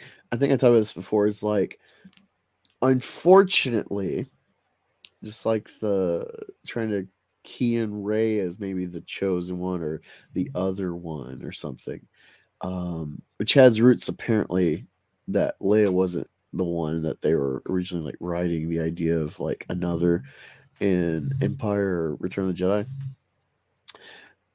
So they can like, because the language is vague or not specifically defining, they find these little like they use like kind of like legal jargon kind of avenue to rewrite the canon, where it's like it's very explicit, it's very clear like what we should be inferring, but now they own it and they can't really make new shit. So they're like, oh well, we can tie it to this, really they're talking about this thing. No. You see, I understand that, but I feel like this specifically does not work because before it was like he was Anakin Skywalker who was fighting Obi-Wan, who was his master up to that point, literally, and they clashed. And now I was but the learner, and now I am the master. Like over here, he's not the learner anymore. Still, I would say he's Darth Vader now. He's not Anakin, the Padawan to Obi-Wan.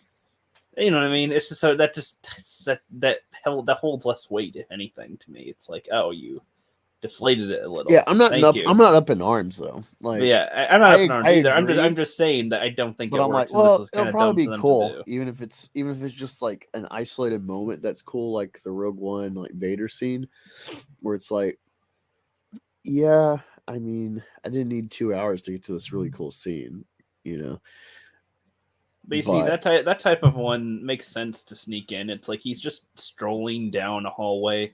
It's unexpected, especially seeing him like slowly killing them. Seeing them, like but it doesn't really conflict with anything that we've seen though. That that happens whole afterwards. Scene, and then it's like, here, take it, and then it's like, oh my god, this is like right before the move. Oh my god, right before it started. Like, what a twist, Yeah, I mean that explains, if anything, why he's so confident that this is the one. He's like, don't bullshit me. I literally just saw you here. I saw a guy scream for his life as he gave the thing to somebody else. So I know it's here.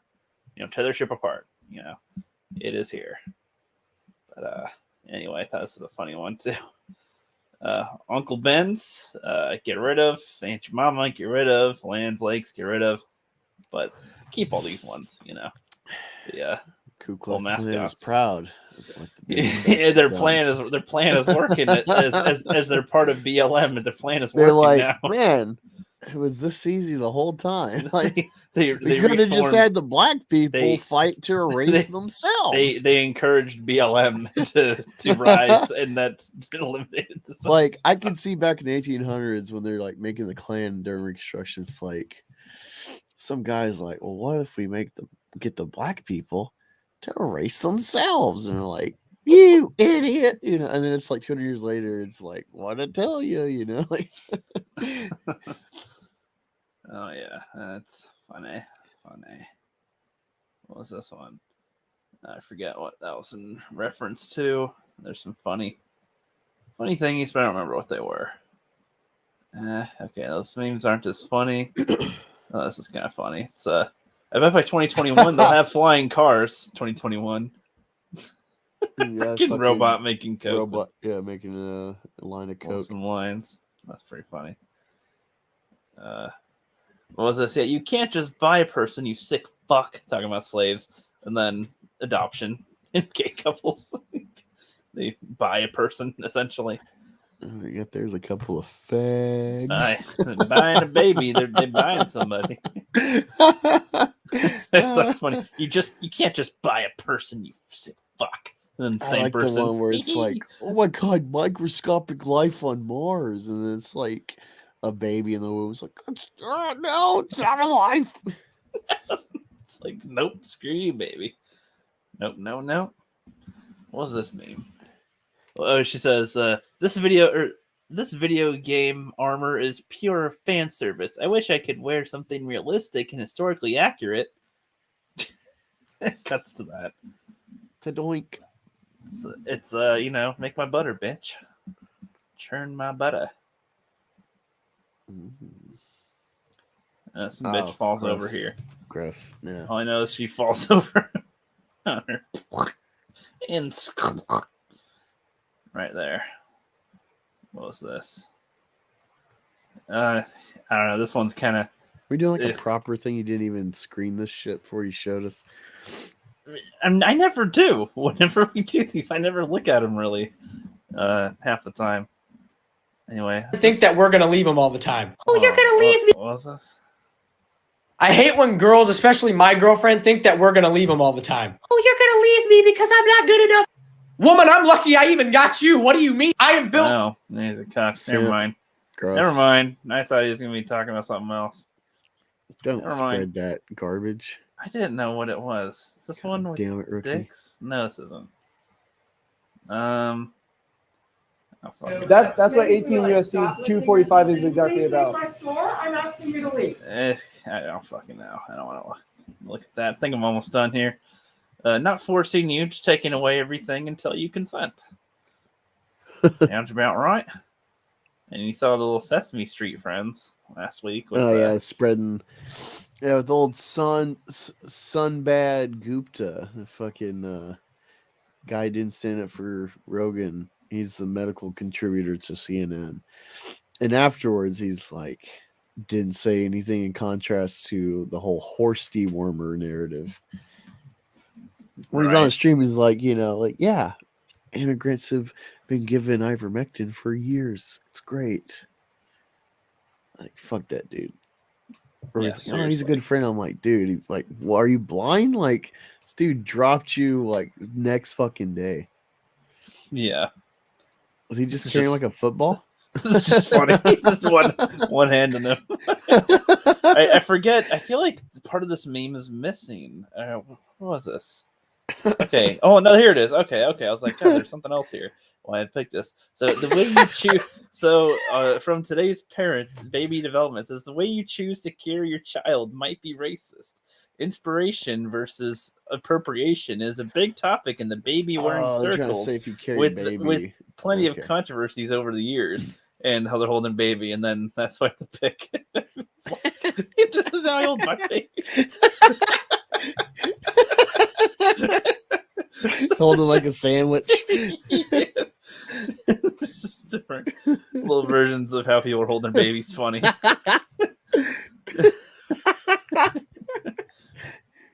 Oh yeah. I saw that one. That was Piece of milk will never be the same. Nope. No. She's getting it. She's thirsty. What was that? Giving birth reminded me of being sexually assaulted. Don't even know. That's just there you go. This is funny as shit.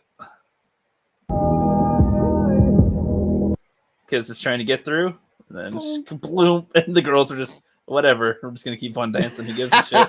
He gives a shit. He's like, I'm gonna try to run through. I can't. It's like, yeah. He's like, I'm just gonna run through. I'm gonna try to get to mommy, and then Let me try to. Oh shit! Mommy. He got fucking JFK. She's like, "Oops," and that girl's like, "Whatever." Just keep on Headshot. dancing. We got shit to do. That's funny. Random internet ad: hot girls are in your area and want your cock. No. And that kid has no chance of growing up. This is babies against hetero patriarchy. Oh my god. Yeah. They're all grinning. It's like, kids like, for the love of God, I'm not even their kid. Get me out of here. Yeah, it's like I see all this shit and I'm like, maybe Hitler wasn't so bad. Like, yeah, there's been some worse times. Let's see, what was this one?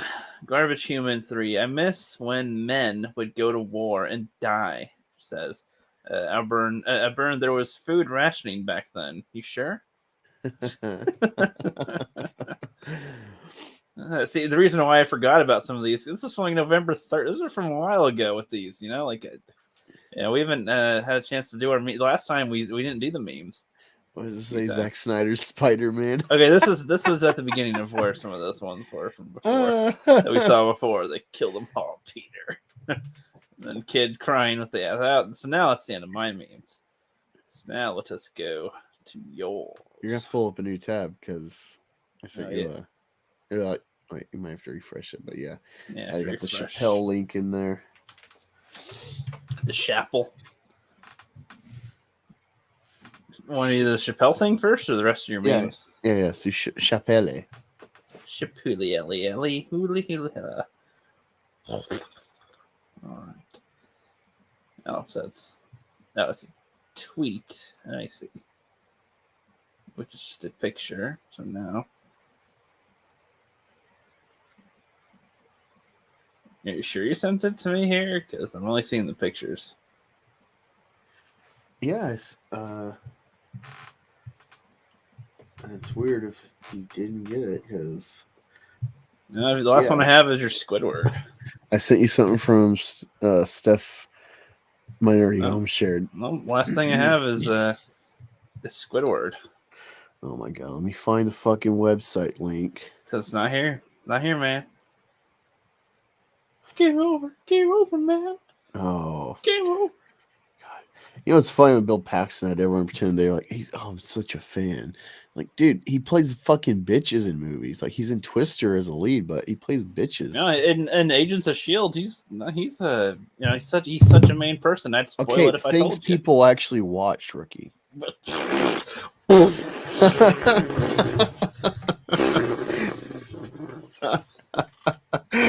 That took the gas. It took the air right out of yourself. You. All right. Fuck you.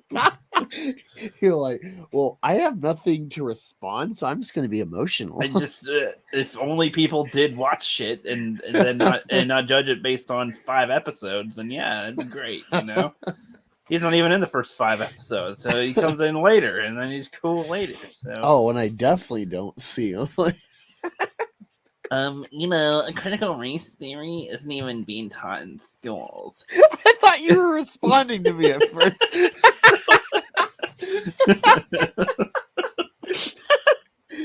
You're like, oh yeah? That's Bill Paxton response. It's critical race theory. You should have like a cue card ready and just like totally take a conversation sideways. Like, when people are like, "You want to go, bro?" I'll be like, "Yeah, you want to go? You want to touch tips?" Like, trans men need Midol when they're on their periods, bleeding out of their vagina. What about you? What? How can we help that? It's like, oh. I really thought you were talking to me. Like, you're just stuck. Sharing one of your memes. Critical race theory.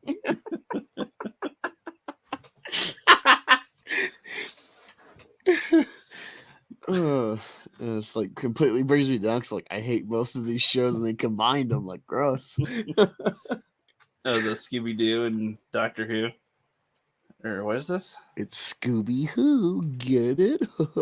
Oh, Yeah, And that's not I'm fun. just like, God, could you make something It's more not- awful? Not fucking And fun. I guess if it was like Doctor Who and Ghostbusters, it'd be worse. I guess so. There is a Yeah. lower level of hell. I guess.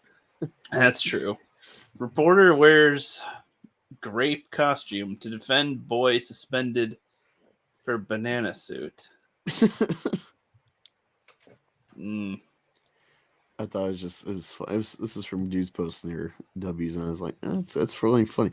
It's also funny that the media, in this case, is clearly shilling for a side in this argument. But I just thought it's funny because it's like so ridiculous. Well, it's funny because if we go about their logic, grapes are closer to black people than yellow. So Well, who are they rooting for? Monkeys. And you got a close race there, my friend. That just kind of that just took the scale over. I didn't think of you the whole time. I didn't think about the monkey part with bananas. So that's an extra layer. You win that one. That one wins. What's this? Warpath. No, read the bottom. So it says, man, this is what I'm talking about. Man dies after being hit in head with skateboard during fight in Santa Ana Starbucks. And so it's kind of it's like, the way you described it earlier made it sound like it fell out of like the sky or something. No, I was saying like out of a rooftop or something. The same people that were like, "Oh, it was just a skateboard." Like you should have shot someone because they're gonna hit you with a skateboard. It's like, right. Haha! Like someone fucking died from a skateboard hit. But now I'm thinking about something funny where it's like, I'm gonna spin my skateboard around and throw it, and nothing bad's gonna happen. They do that, and it hits somebody in the head, kills them. It's like, never mind. Oops. Oh, really quick. Don't show it, but I don't know if you saw that video at TikTok. I don't know how, but there's a video of multiple angles going around. I don't know if like the woman like had like a baby cam or something in the house, or if this was like to catch her boyfriend like beats the fuck out of her. But this former NFL running back like saying shit to his like wife or girlfriend, and like he like hits her and like throws her into the fucking TV like a rag doll. Shit. And so I retweeted this. I said, "Dear white women, don't forget my watermelon." I'm gonna see that. Go to your shit! This is more footage. God damn, he like slammed her into like this baby bouncer thing. Like, God. I mean, hey, it's better than Ray Rice. He just like there was entertainment with this. Ray Rice is just like fucking stone cold cocked her in the jaw and knocked her ass out. Oh shit, he did throw like a rag doll. Holy shit. Oh, you're looking at yeah. Oh my god, he just walks out like yeah. No, there's more. There's more. Oh, well, he throws her again. Oh shit. Oof. He's how freaked out the cat is. Gain weight, so it's harder for him to throw you. Jeez, that's I've been why doing they've that point. I've been getting fat. Yeah, that's the strategy. Well, that just means you're gonna be stuck getting beat in one spot then. Right. You can't win. I like the comment on the Blair White one that says the chemicals in the water are turning us all gay. With that, that's funny. No, you're just like, damn, like I never would have expected to ever see someone get body slammed into a fucking baby bouncer. Yeah, it kind of makes you think, with those remember the people that with like the Kaepernick and whatever that were freaking was it that or there's like people were pissed off and like just there's like at least 5 or 6 viral videos people destroying their TVs because they fucked up or something. Whatever, yeah. Because they fucked up and like, fuck that now. And maybe when he like just lost the Super Bowl. Like, I forget what it was specifically, but yeah, they were like, "No, you had it, you little slut." It's just like, oh, okay. I don't remember though. Is this the blind convention? Deaf convention? Well, is it? Well, is it? You bigot. You bigot. Well, I just like how like Maddie is like, oh, you just fucking with me. I hear you there. Talking. I hear you. It's like I'm blind. I fucking hear you. Like yeah, they can't hear shit. So there you go. Like, think you can play? Yeah. Yeah. This was so they were in an RV basically, and they were like all crammed in here. And they had It's so weird. They had Tim Pool, they had Joe Rogan. Joe Rogan was just stopping by while he does before he goes and does his podcast. And I guess he was I guess they came down to Austin. I don't know. Yeah, they're all just in there. He's like, it started out with texting Blair White, and then texted Alex Jones, and then I texted. And it's just like, okay, so y'all just they had snowball 105,000 people watching when I tuned in. Yeah, in freaking Shane. Shit, bro. In that brain, bruh. Yeah. I think this was from Donovan Sharp's channel, and he put on his community post. It says the term slut and incel are exactly why body count matters on both ends. Indeed. Yeah, no, it's funny because it's like I already understand each like on its own, but then like put it together, like, oh, it like just doubly makes it more impactful. What if a woman is a slut but she can't get laid? What's that? Dried up desert? I don't know. Not a thing. Like I guess like it's like hey, wanna fuck? No. It's like God, like the constant rejection. That would be something. Turns customers into fanatics, products into obsessions, employees into ambassadors, and brands into religions. I don't know what the context is for this. It's from someone in social media and their influence, and it's like this is the mission. Yes. So it's like just be aware of that when you're like swiping on Twitter on your iPhone. Something that I find myself doing.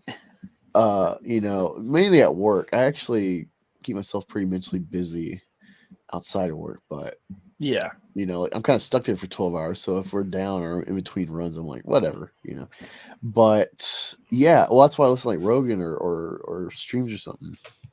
I'm trying to get something useful out of my day where it's just like, fuck, stop. Well, it's actually kind of interesting. Speaking of Joe Rogan, the Neil deGrasse Tyson one that I listened to, Neil deGrasse is basically saying, the more creative people are the ones that are less busy in a way, which is like, you think about it, where if you're busy doing all these specific tasks all the time, well, then you're not always necessarily pondering about anything else or coming up with something else. You're doing stuff, which can be good, sure, but it's not always fulfilling either. It's mental clutter. And so it's like, yeah, because you're not actually like decompressing what you're thinking up in your head, which a lot of thoughts come into our heads all the time, especially about ideas and women and everything. So food, all these different things. So I don't know. It's not that. Yeah, you gotta have. Yeah, that's the thing. Is like, I don't feel like a boring person. Like there may be people that just we can't find anything of interest to chit chat about. I just like move away from you. Like you're boring to me.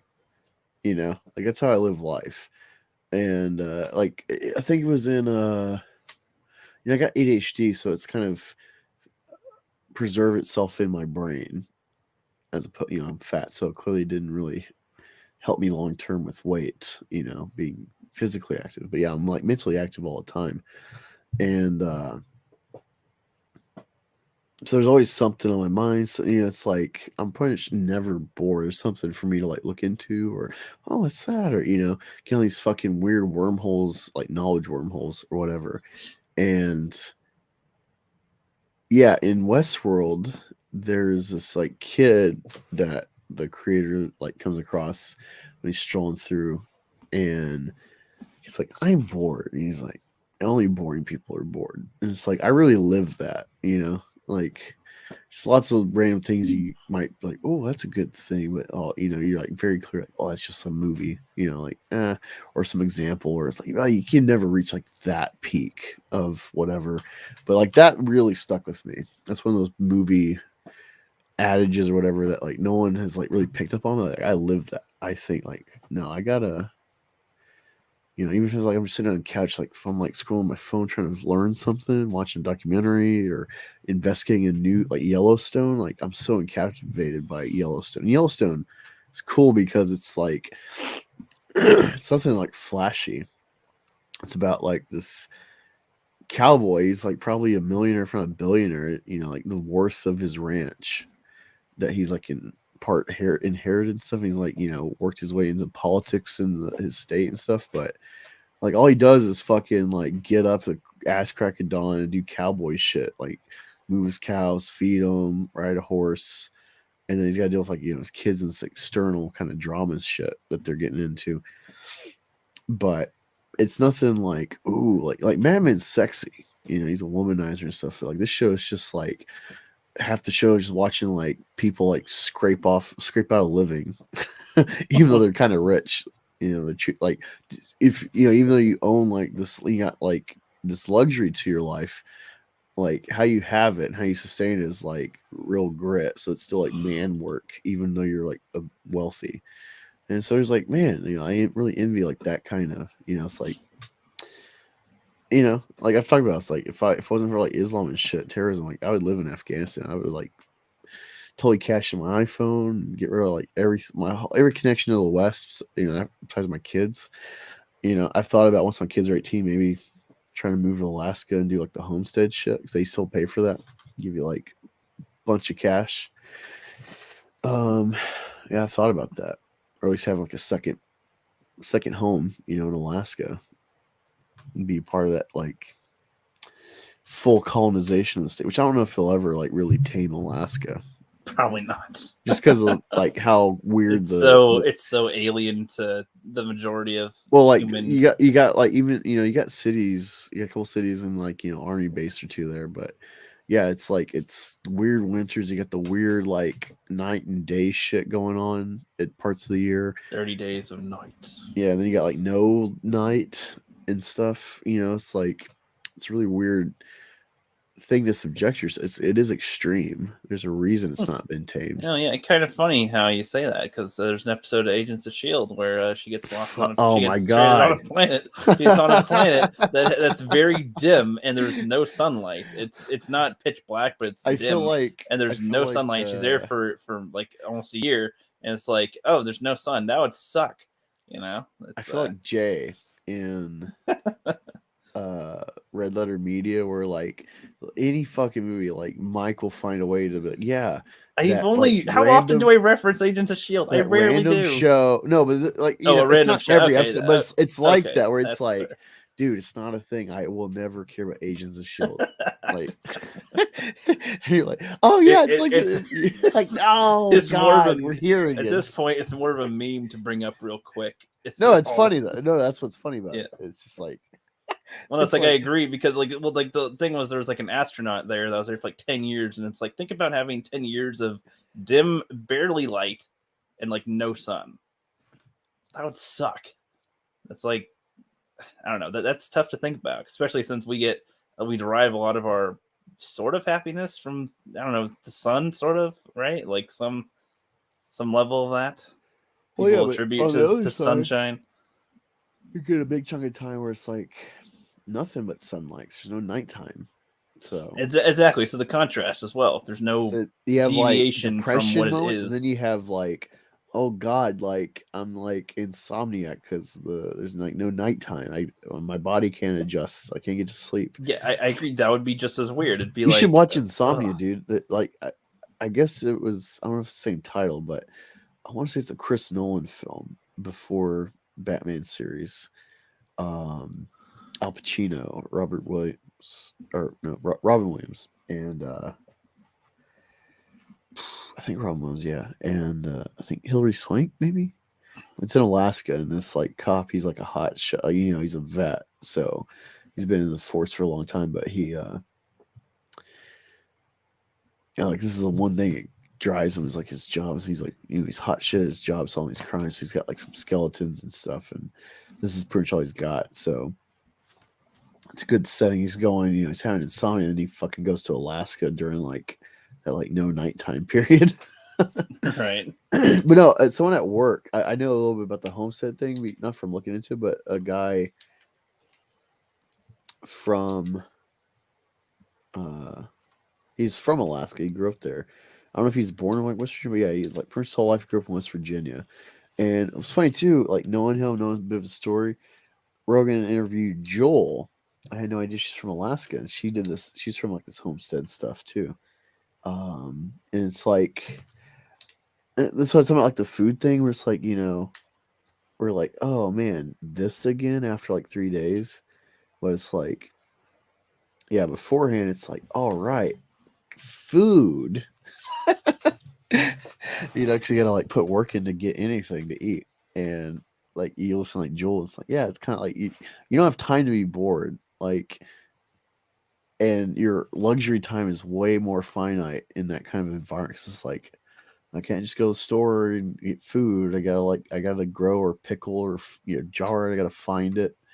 I gotta If kill anything, it. you probably wouldn't ever want to take like leisure time. You don't want to be like, I need to be in. I'm trying to eat and stay warm all the time. Like, why would I want to relax? Yeah. Well, you see, that's the thing is like we've gotten so cushy now, and like you and me is within that confine. It's like it's not that we only have to work like half or less the time. It's like third of your life's sleep, generally speaking. Let's say about 30 life's work, and then you got like that third of whatever. And it's like it's not really that you got like a third or more of your life devoted to like entertainment and like free time. It's that like we just naturally don't have the drive to make ourselves if we don't need to like hit these like peak levels. That's why it's like the freaks that do put in like 10 plus hours a week in the gym and whatnot. They go that extra mile with food planning and stuff. They stand out because lowest common denominator barely puts in an hour, if that. Yeah, pretty much. And so, yeah, I don't know. You got to be able to pay triple rent. It's kind of like a tangent, so I don't know where it goes, but it's like something just kind of hanging in my brain. You got to raise money for triple rent. Get us back into our memes here with that. Yeah, that's the guy that's like, where's my rent? To PD boy. Yeah, you looking forward to this one? No. I'm right. like a kind of becoming like a hardcore, like, I hope it fails. I hope it sucks. I hope you're disappointed. Cause like how, like, I see this on Twitter. So I'm like, oh, okay, it's falling out. Like, let's see what it is.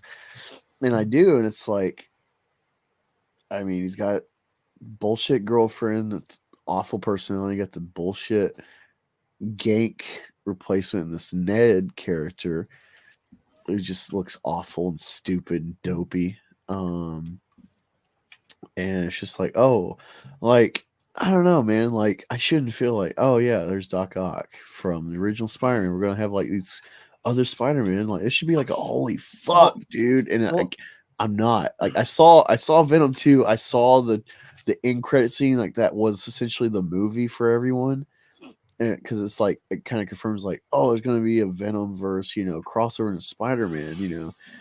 We're finally getting like Sony Marvel really doing something together with more than just Spider-Man. It's like, oh shit, and no, it was stupid, awful, not exciting. And then this movie's like the follow-up, and this might be like the end of Spider-Man for Disney for a while. And I'm just like, oh, even with Toby and Andrew, it's like, yeah, like I'm getting a lot, but it just feels like, the whole like that Vice video, the dildos on the wall, it's just, throwing it at random targets, and then we just make something out of that. Like, yeah, it's kind of funny. When I was younger, back like 6 years ago, and I'm just going more on 10 years almost, I think, actually. I was like, wouldn't it be cool if like you just combined a whole bunch of movies? I disagree with that option now, to be honest. It's like, did you ever watch these Ready Player One?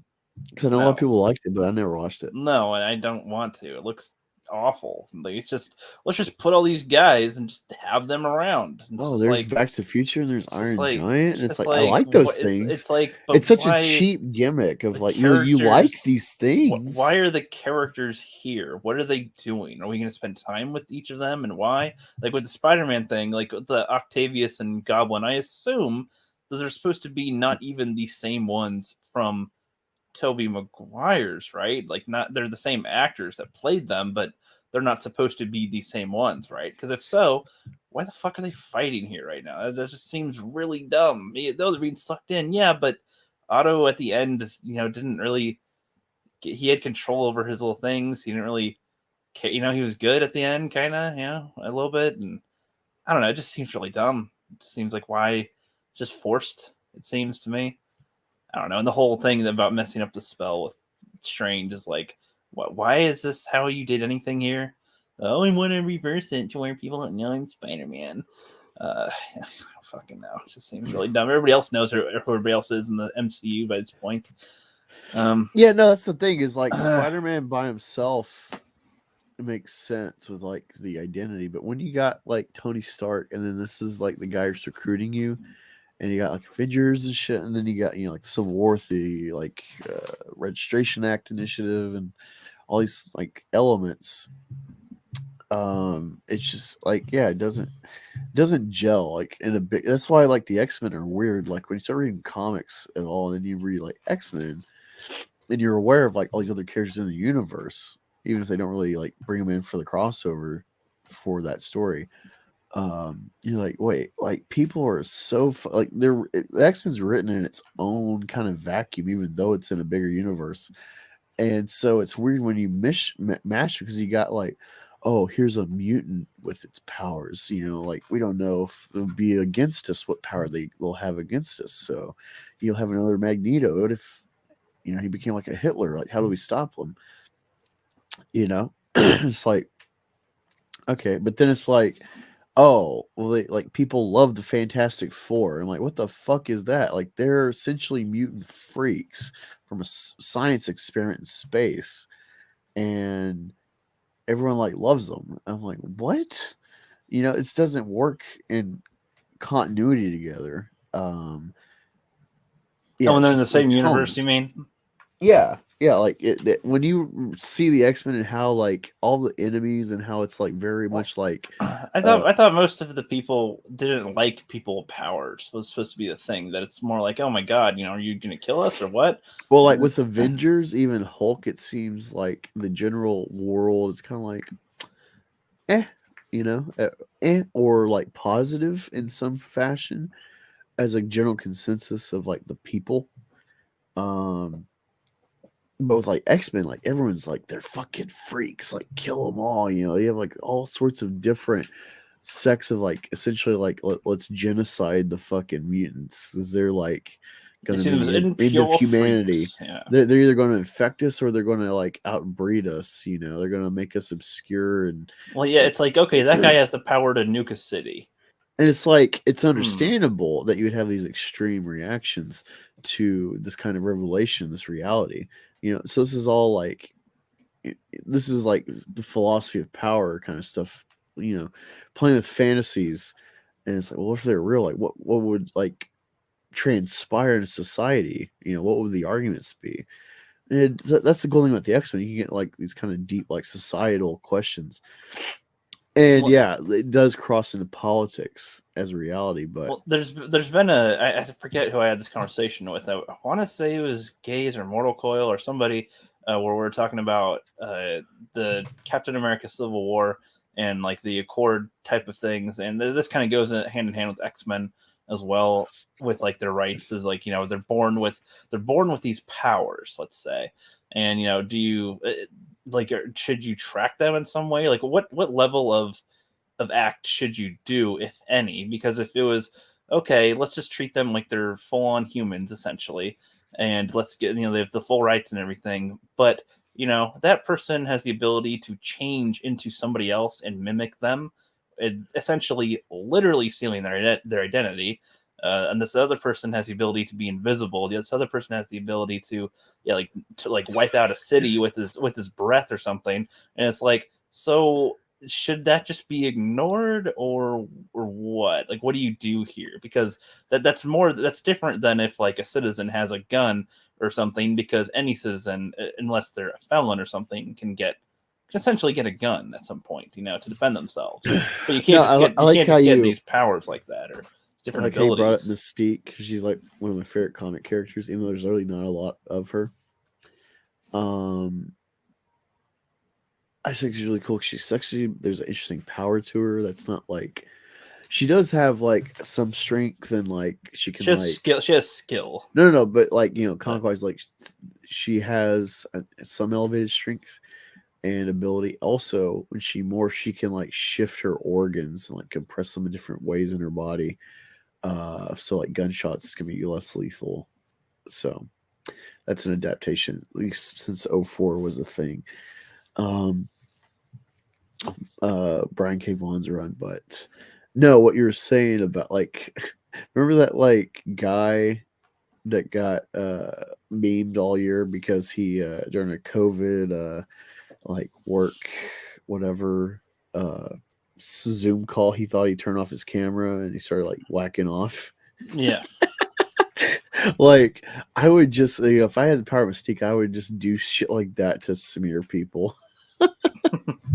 Like I'd ruin like every politician. Just ruin all their reputations. Do something humiliating in Like, public. Or oh something. God, he's jacking off in public. Fuck. Like, right, but I mean, I feel like that's an interesting question to look through in your I agree. Film.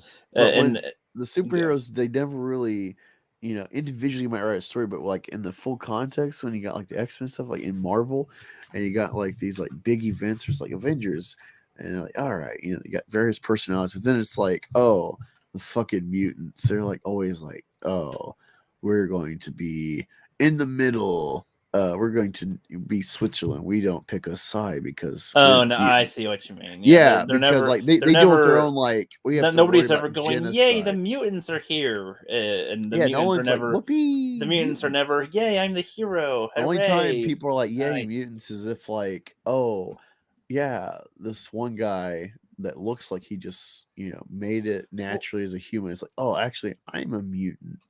Right. Well, that's kind of like the Men in Black, where they're like, "Who's an alien?" Oh, this one basketball player or football player. It's like, I don't know. That kind of lessens their achievements. Then, okay, I see what you mean. It lessens the whomever's like when you get thing. The full range, where it's like, yay, the Fantastic Four, these fucking science freaks, and then at the same breath, there was like the X-Men. There was like those fucking mutants. We need to kill all of them. I think the reason why they distinct them though is because the other ones were clearly human up to this certain event, there's like accidents there's that happened, and then they choose to use their powers to try to do good, essentially. But when you have the X-Men, this like public team... no, that's what I'm trying to get to next, is that the X-Men, this is why I was saying, like, how do you handle them? Because they seem to be mostly just like, they're normal people, essentially. They're basically humans, but they have these powers that they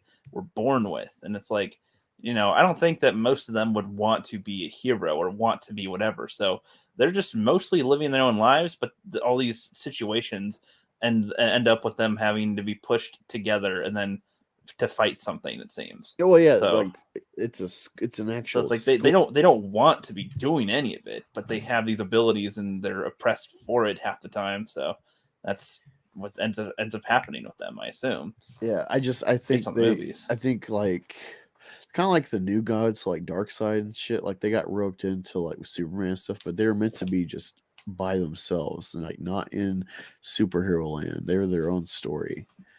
And I think it's kind of same with X-Men. Like this setup, like it's cool to see some of them like Bendis, his early run in Marvel with first he did like Ultimate Spider-Man, and then he did like New Avengers or Avengers Disassemble and New Avengers and House of M.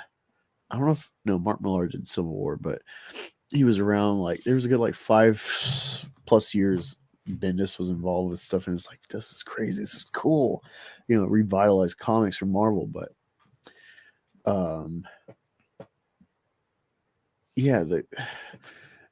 the X-Men are cool and they can intertwine with cool characters, have cool plots, but it's just like generally, me really liking the X-Men, I think they have like the most like depth to them, besides maybe like Batman for superheroes. Like it doesn't gel for me.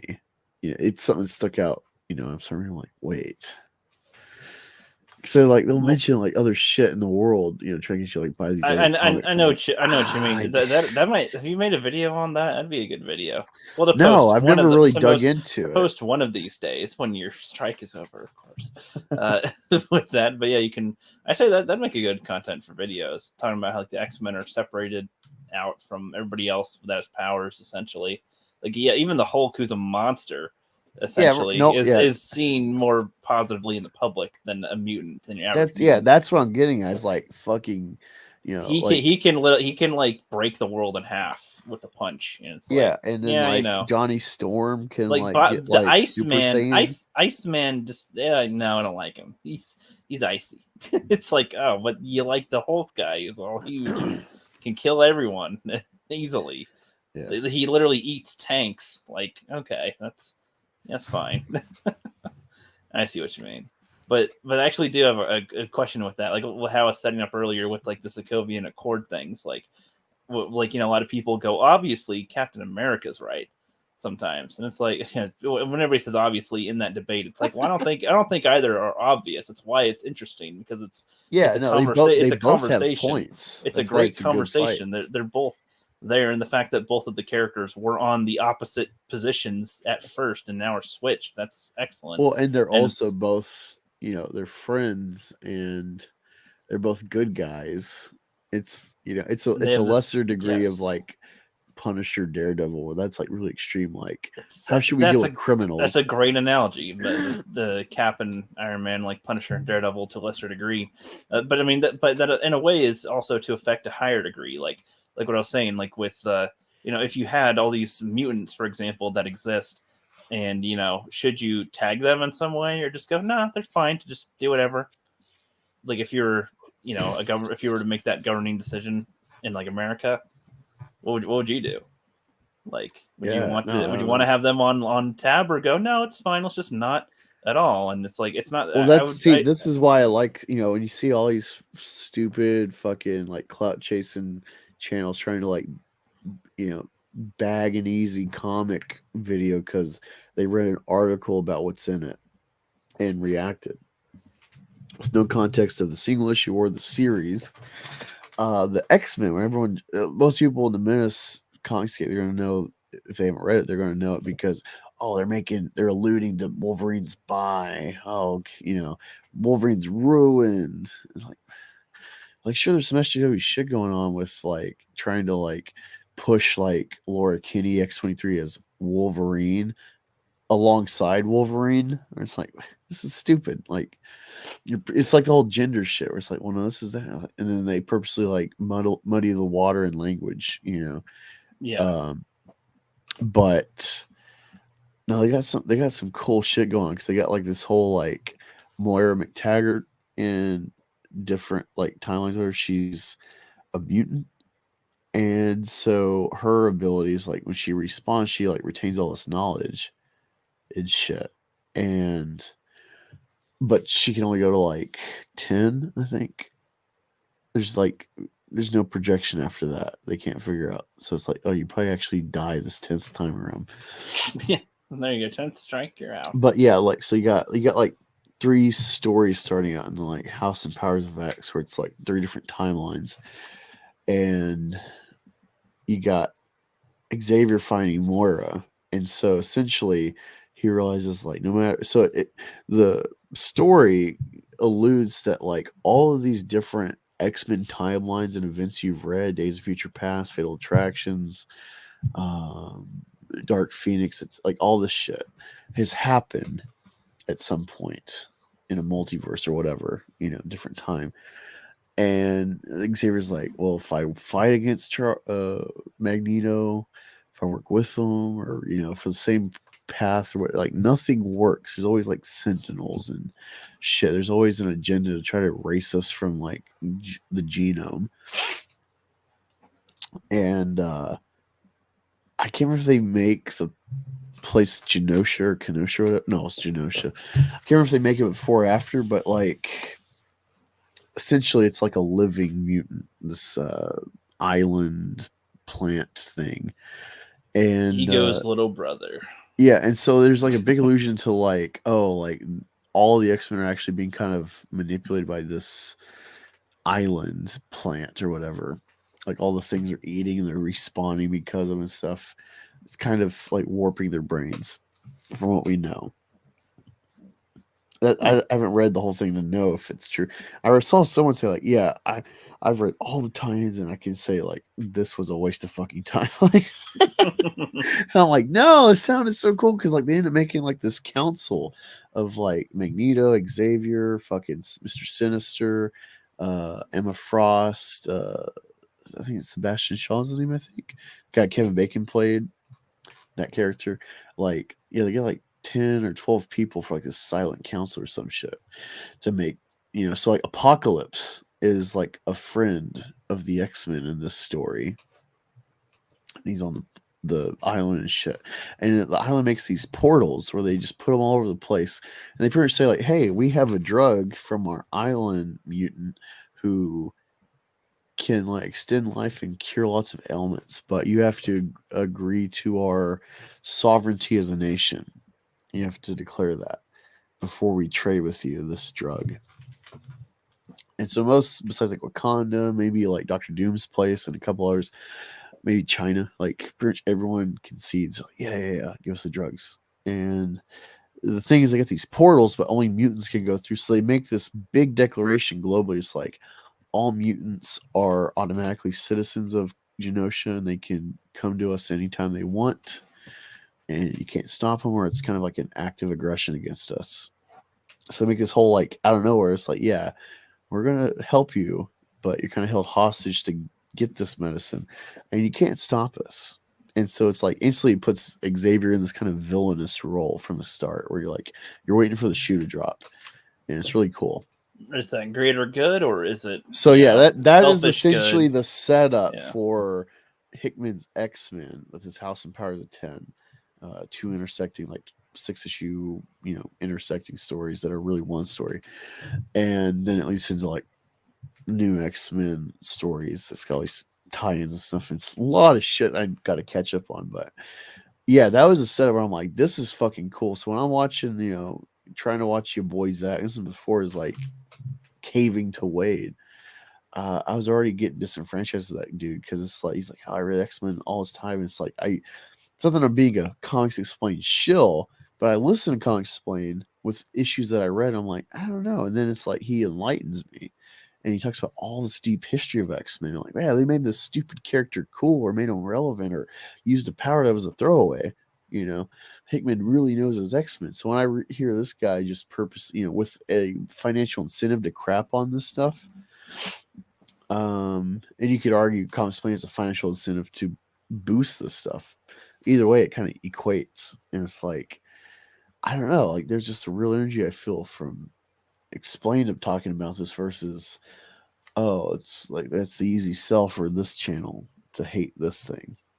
It's in the news at the moment. So yeah, it's just really annoying. Like the biggest thing people probably know about the newer X-Men is like, oh yeah, Wolverine's bi. Maybe, it's like maybe he is. And it's like I know he's like a very aggro, like masculine character, but it's like you realize the Spartans were like institutionally gay, and they're like the standard of like masculinity in history. Like not to sound like an issue or something, we really need to like redefine our ideas of, if anything, we need to like. I think we should redefine the ideal of gays. Is like, no, quit going along with this like sissified, effeminate bullshit as an idea of gays. Like, we need to make it like, oh yeah, your friend's gay. He's like, he'll kick my ass. Like, shit, he's buff. He's a man. Yeah. I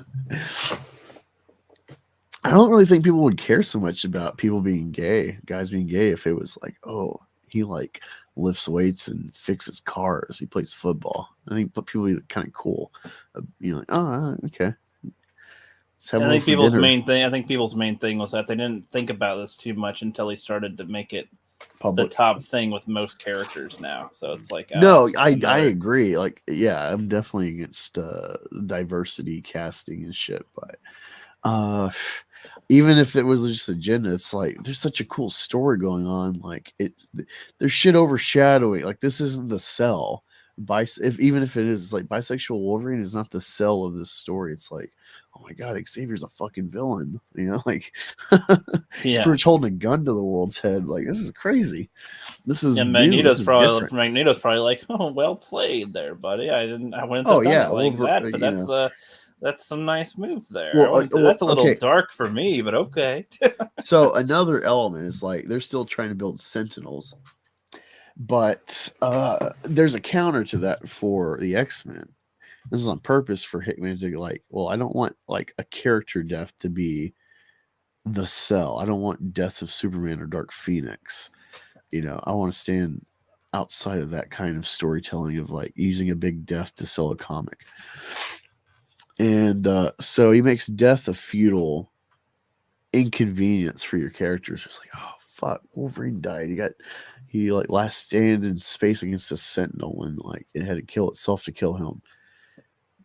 And then it's like, oh yeah, well luckily Xavier with his telekinetic power is able to like pretty much save, weekly a hard drive backup of like who you are.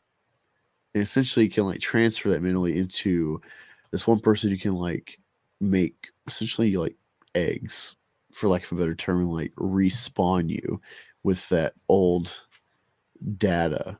So it's like, oh fuck, you're like 4 years old, but you died at like 4.5. That's the last time they like save you. So it'd be like that, So you got to keep it up to date. And luckily Xavier does, but that's the other element is like death is not really a factor for the X-Men because they can get respawned with like their past selves from like 5 minutes before. Yeah, but then it's like, oh, like people respond and it's like, I feel different, It's like this whole kind of, I don't know if it pans out. Well, because they'd be like, well, am I real? Like, what even am I now? Yeah, there's like some existential problems start rising, but also it's like people, there's an illusion of like the planet or the plant like mutant you live on, Krakoa, is like warping us. It's the one in control ultimately. It's kind of the illusion I got, where it's like, I don't think this is a good Loki would totally buddy up with that one. It's really interesting, yeah. And it's like the plant mutant has like its own language and shit. And I think you got like Cypher and I want to see Forge is working on stuff. But yeah, it's cool stuff right from the get go. Hey, what's up, Echo Base? We gotta catch up. What's up, guys? Yeah, how you doing? Yeah, we're just All American Beefs, normally on Angus's channel there, buddy. But doing it on mine this week, and we just got down in a little rabbit hole of comic talk, oddly, which is funny because I don't even read comics or anything, but this little meme here kind of spiraled us into conversation quite a bit about different aspects of comic book heroes and everything. And like this rounds back to what I was saying earlier. It's like we're going through a drought, it's like this idea 10 years ago, it was like, what? Not just one Spider-Man, but he's in like with Marvel with Iron Man and shit. Like, oh fuck, the possibility. Daredevil's his lawyer for a case. Like, what the fuck, But like, I don't care. Like, I'm so underwhelmed. I'm so conditioned. I know this is not going to be as cool as the Cell. Yeah, I feel like it'd be a cooler attempt if they made this a smaller scale movie where it's not all multiversal craps all coming together. It's like, if it was like Peter and Pearson Wig been doing for 20 years. Have like 3 characters be our focus. It could be the other 2 Spideys with them or 2 of the villains. And if they wanted Doc Ock and the Green Goblin or something, can it be on more of like a character level that's not just I'm back, I'm going to fight these? That's what I'm saying. Like Star Wars, I don't care. Like original 6, if not just for argument's sake, the original 3 Star Wars, Taxi Driver, Citizen Kane, Casablanca, all these like staple films, even if like they'll kind of fade from like widespread consciousness because of streaming, they're still going to be like people, buy the, fickle, easy merch of like, hey, look, I'm in this tribe. I like Spider-Man. But like, this movie's not going to impress any like huge, lifelong, dedicated fans. You know what I mean? Like it's not going to be like the thing where it's like, yes, this is what turned me around. This is what like woke me up to this reality. You know, like Iron Man or something. You know, like this is just another plug. You know, and it's like, all right, this is really cool, but like, what's the sequel? Like, that's always the I bigger know question that's than the that's always, payout. I know. See, you and I want to be engrossed in thinking about what happens in the movie and like what do they go through. Versus, But like, what if it's you like just this is get just Sam a Raimi to do Spider-Man 4? You know, yeah. like Well, that it's would like be so much more impactful than whatever the fuck this is. well, and it's like I know that a lot of people don't like Tom Holland's Spider-Man thing. They see him as Iron Boy, but it's like I don't know. I feel like a lot of aspects still in there. I think hit to some of his core character bits that may not be as similar as a lot of people would like it to be. But even the fact of Tony making him some type of suit at all, I'd say is a testament to Peter's character because he like Stark throughout all of his films does not want anybody else to have a suit. The only other person who does is Rhodey that he allows to have. Like he only allows people that have good enough character to use it essentially, because otherwise, he doesn't. He adamantly is against having that be multiplied everywhere. But the fact that he consider giving it to Peter says, I don't know, this guy's got good character. I would say, and shows it. And I mean, the one thing that I noticed in the trailer for this one, which I still don't think it'll. Like I still think it's still freaking retarded with it is like they have Doctor Strange and him fighting and it's like I have to kill all these villains or all these people to save our universe and Peter's like no you shouldn't and so it's like I can see that where it's like he's a small town guy who doesn't want to kill anybody really and sees some different aspect with what's going on and Doctor Strange is like I don't care I'm just gonna do this thing. It's like I don't know it's a somewhat of a moral thing, but I imagine it's just going to be a flashy, stupid fight. But little nugget, maybe, if we're lucky. If we're lucky. Yeah, like I'm not like, oh, this is gonna just change shit. But like, I'm interested in Doctor Strange too, especially with Sam Raimi coming back to this format. Like, he's a real nerd.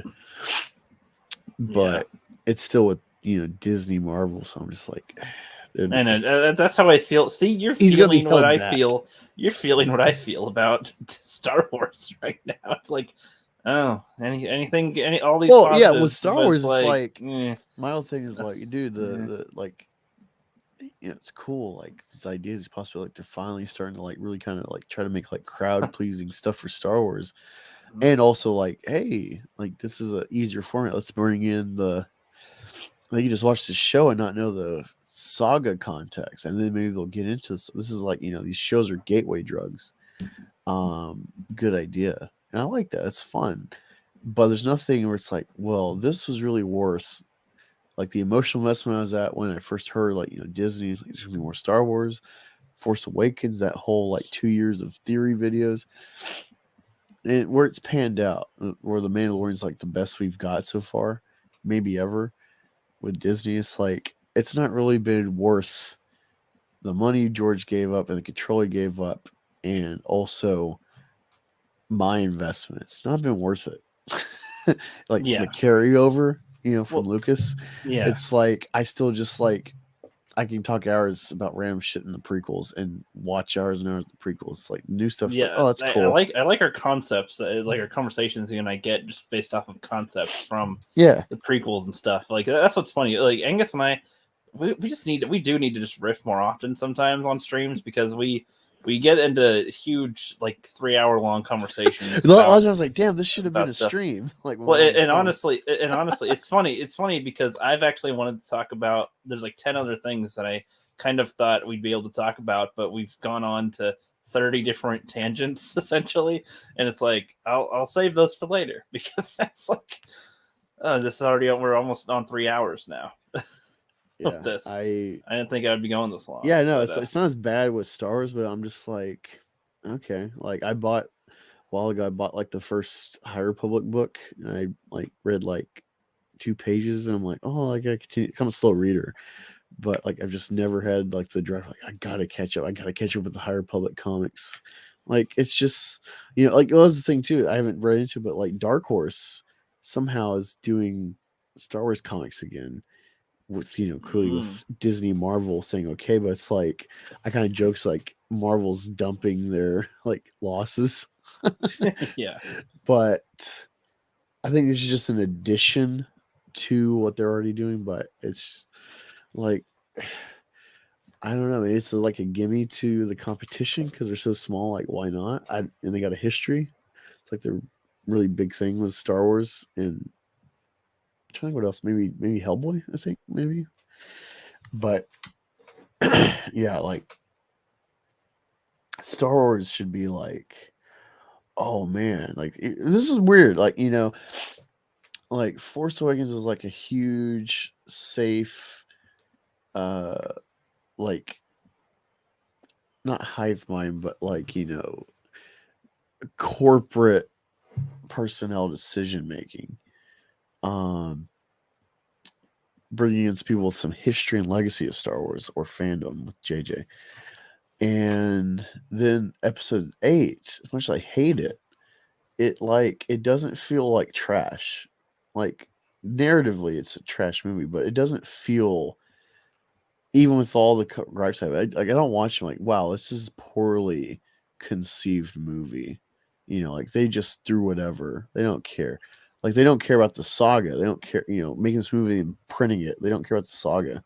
If anything, they're probably trying to reconstruct the saga for new avenues to like leech on. But I don't watch Last Jedi and think like, wow, they just didn't take any effort, or it's just they phoned it in. Like they really thought this like bold direction would really work. Like I don't feel they thought it was a shot across the bow to fans. I thought they were like, they're gonna really like this, we're gonna like break the mold. And no, we fucking hated it. Yeah. And Very much. it's like Rian Johnson has not had a fucking trilogy, and it's going on like 5 years now with no news. There was one blurb before the release of the film where like, he's got a trilogy, and they've never backed down, but they've never confirmed it either since then. And yeah, like I don't know, like as much as Let's Jedi's awful film for Saga, like it's doing something. It's original for as much as you can in a series with such a big fandom. Like it's weird. It's a weird film, especially in this like entertainment genre of content. I do feel it's like a quality film attempt. Yeah, I can see what you mean there. Like they, like Yeah. Boba Fett. Let's make a Boba Fett movie, like Mandalorian, which is probably retooled Boba Fett stories before they finally like figured out, oh, let's bring him in and then spin off, and we can do Ahsoka, we can do this New Republic with Cara Dune, blah blah blah. It's like it's mass. It's like it's fairly safe, crowd pleasing. It's not taking a chance. That's what I mean. It's like Last Jedi was a big chance. Even if they didn't know at the time, like they took a chance, something bold. I can give them props for that. Like none of this feels like bold now. It feels like hedging their bets. This is a good decision for this age range, this demographic, this time of the day, whenever they're releasing it. It's like it's all manufactured, it's all crafted. That's where I'm at with it. Yeah, I mean, again, I don't know. It's like there's things that I'm like, that's cool. I'll watch it, and I'll try to watch it as soon as it comes out.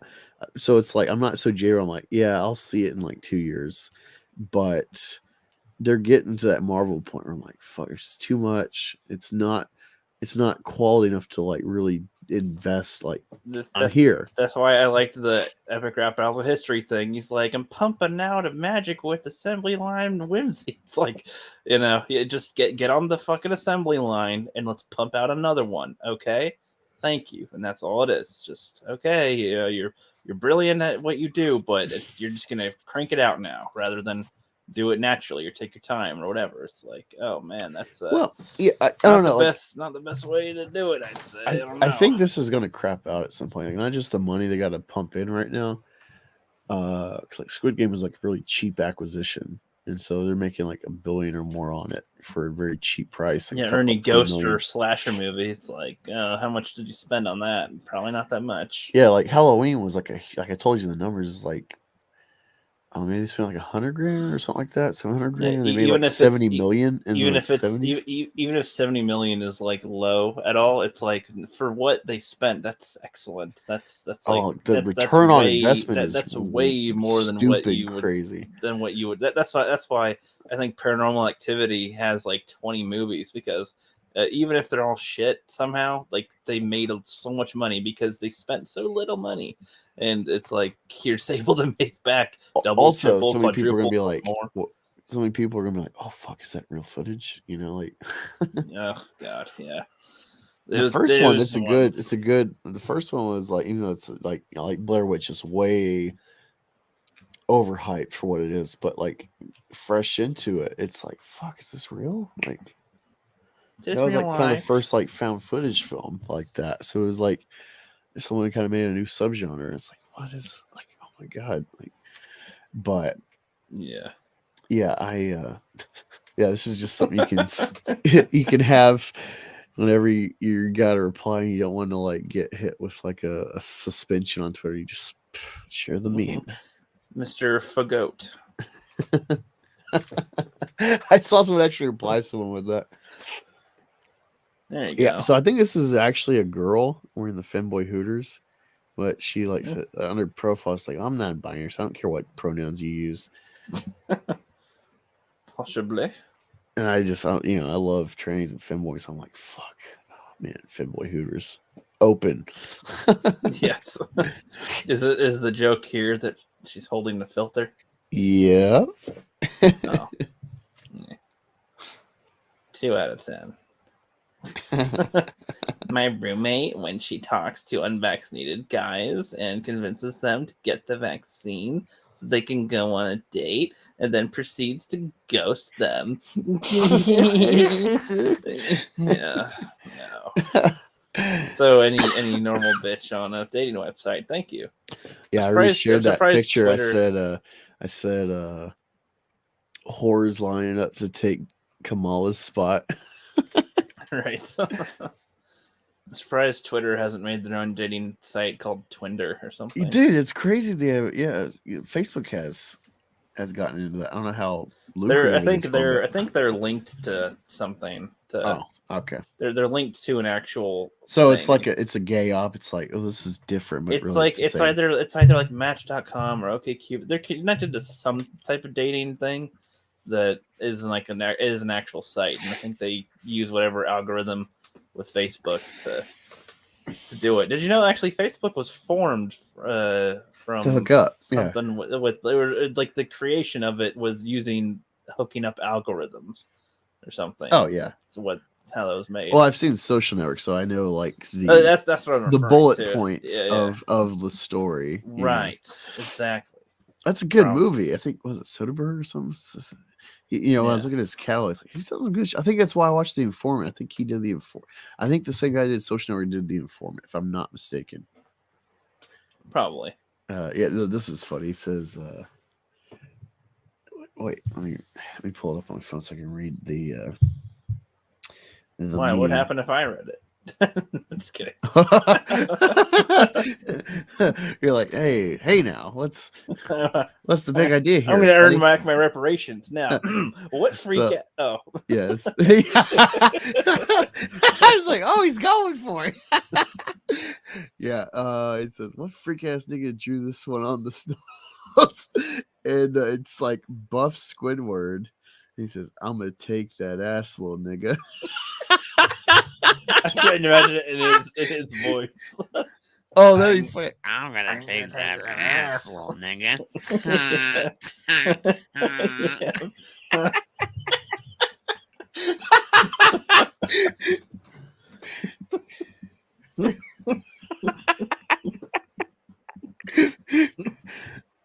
You are right there, Ricky. funny in his voice. Like, trying to imagine Patrick or SpongeBob's reaction to it. Can't think of what they'd say. Hey, if any, like that meme you shared earlier, if any weirdo needs a voice actor for their like animated Rule 34 commission, I'll gladly contribute for a cut. I wish I had the meme from the top available to respond when you just said that. Just be like, serious. If I was on the ball, that would have been hilarious again. Second time. Oh my god, that was hilarious. I was like, really, you're gonna go this way because of fucking I'm not doing your Agents of Shield. I want to just have a card of and then just starting with actually. Yeah. Yeah. Oh my god, my son's in that moment right now in life where he's like, actually, because he's like learning things. Yeah. And so he's like learning about the moon and shit. So I'm like, well, what's a new moon look like? So he's like, that's a full moon. He's like, it looks like nothing. And I'm like, haha, smart. And but yeah, he's gonna act. I'm just like, I want to fucking hit him because like the meme is really like made it like irritating. You're like, actually, like I actively think of ways around saying actually when it's like, well, in fact, or something. Just you're not even when you say surprisingly. When you say actually, you're is saying not that way. When you say actually, you're saying you're wrong, and here's how it really is. It's like you don't need to say it like that. You can just point out something else, and they'll realize their own mistake when you point it out. That would be all. Yeah, we should probably save some beef for next week. We'll have a big bad bigger beef on next week. Hopefully back on Angus's one. We're going to beef back better. Oh yeah. I'm gonna go beef biggity beefing, and hopefully he'll have his strike removed so we can do it there. Otherwise we'll just come back here. That'll be more powerful. We didn't do a Bane impression this episode. What is wrong with us? We normally do all the time. You wouldn't even guess, my boy. I feel quite extremely painful for you. As the host of All American Beef today, I feel quite in charge. Karen, I don't have the clip ready for you. I'm sorry. I'm sorry your name's Carrot. I'm sorry your name is Karen. Yes, my girl. It's all good. It was a great stream. Thank you for the laughs. Have a great night. Off to watch a movie. That's cool. Thanks for watching. What movie are you watching? My butt's been wiped.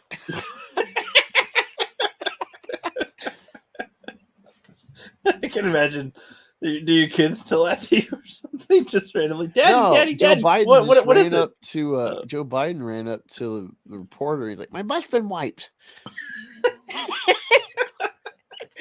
And then the biggest headline when he was visiting like the Duchess or whatever bullshit was like, "Oh, he like farted and like it was all I could smell forever." Like, and apparently he shit in front of the Pope. Which I mean, I saw that. Yeah. Pope's a commie, fucks it. So I don't, Right. don't have any investment. Yeah. Like, when I was younger, but it's like, dude, like he's a fucking laughing stock. Other countries when they were running 2020 election, they were like other countries like this guy's fucking senile, but like that was like. The Project Red House busted him. Like they're covering it up. They're like, no, we gotta like lie about his health. Got to make him look active and healthy and mentally fit. Like, why were it's very clear they knew and believed he was not because they're like, oh, we gotta hide this. Like, yeah. There's oddly enough, there was a funny old SNL where they made fun of Joe Biden, surprisingly, and they portrayed him like he's a child. Essentially, and like Obama, his dad, or something, and then he's like buddies with George Bush or something. I think you meant to say puppet master. What? We said dad. It's like I think the word you're looking for is puppet master. I suppose, but the way they show it is like Joe Biden's got like a little basketball hoop above his door, and he's got like a race car bed sheets, and he's like, "Hey, Dad," he's like, oh, he's all mad because Obama got credit for something, and he's like, "Man, it was my idea. It's not fair." Like it's just like an old man. He's like talking with George Bush, played by Will Ferrell, with it. He's like, yeah, President Cheney was back in the thing. That's they were less ever have any fun. Just all kind of little funny little thingy. SNL has their moments again. No, that sounds funny actually. It's funny as shit. It was like, dude, that's Joe Biden's like it's a little that was before he was president. They made fun of him. I don't know how they're doing now with stuff, but who knows? Who knows? Anyway, that's why you're saying my butt's been wiped. I got you. Let's go, Brandon. Yeah. So with that, I guess anything else? See you next Thursday. In case I don't see you, good afternoon,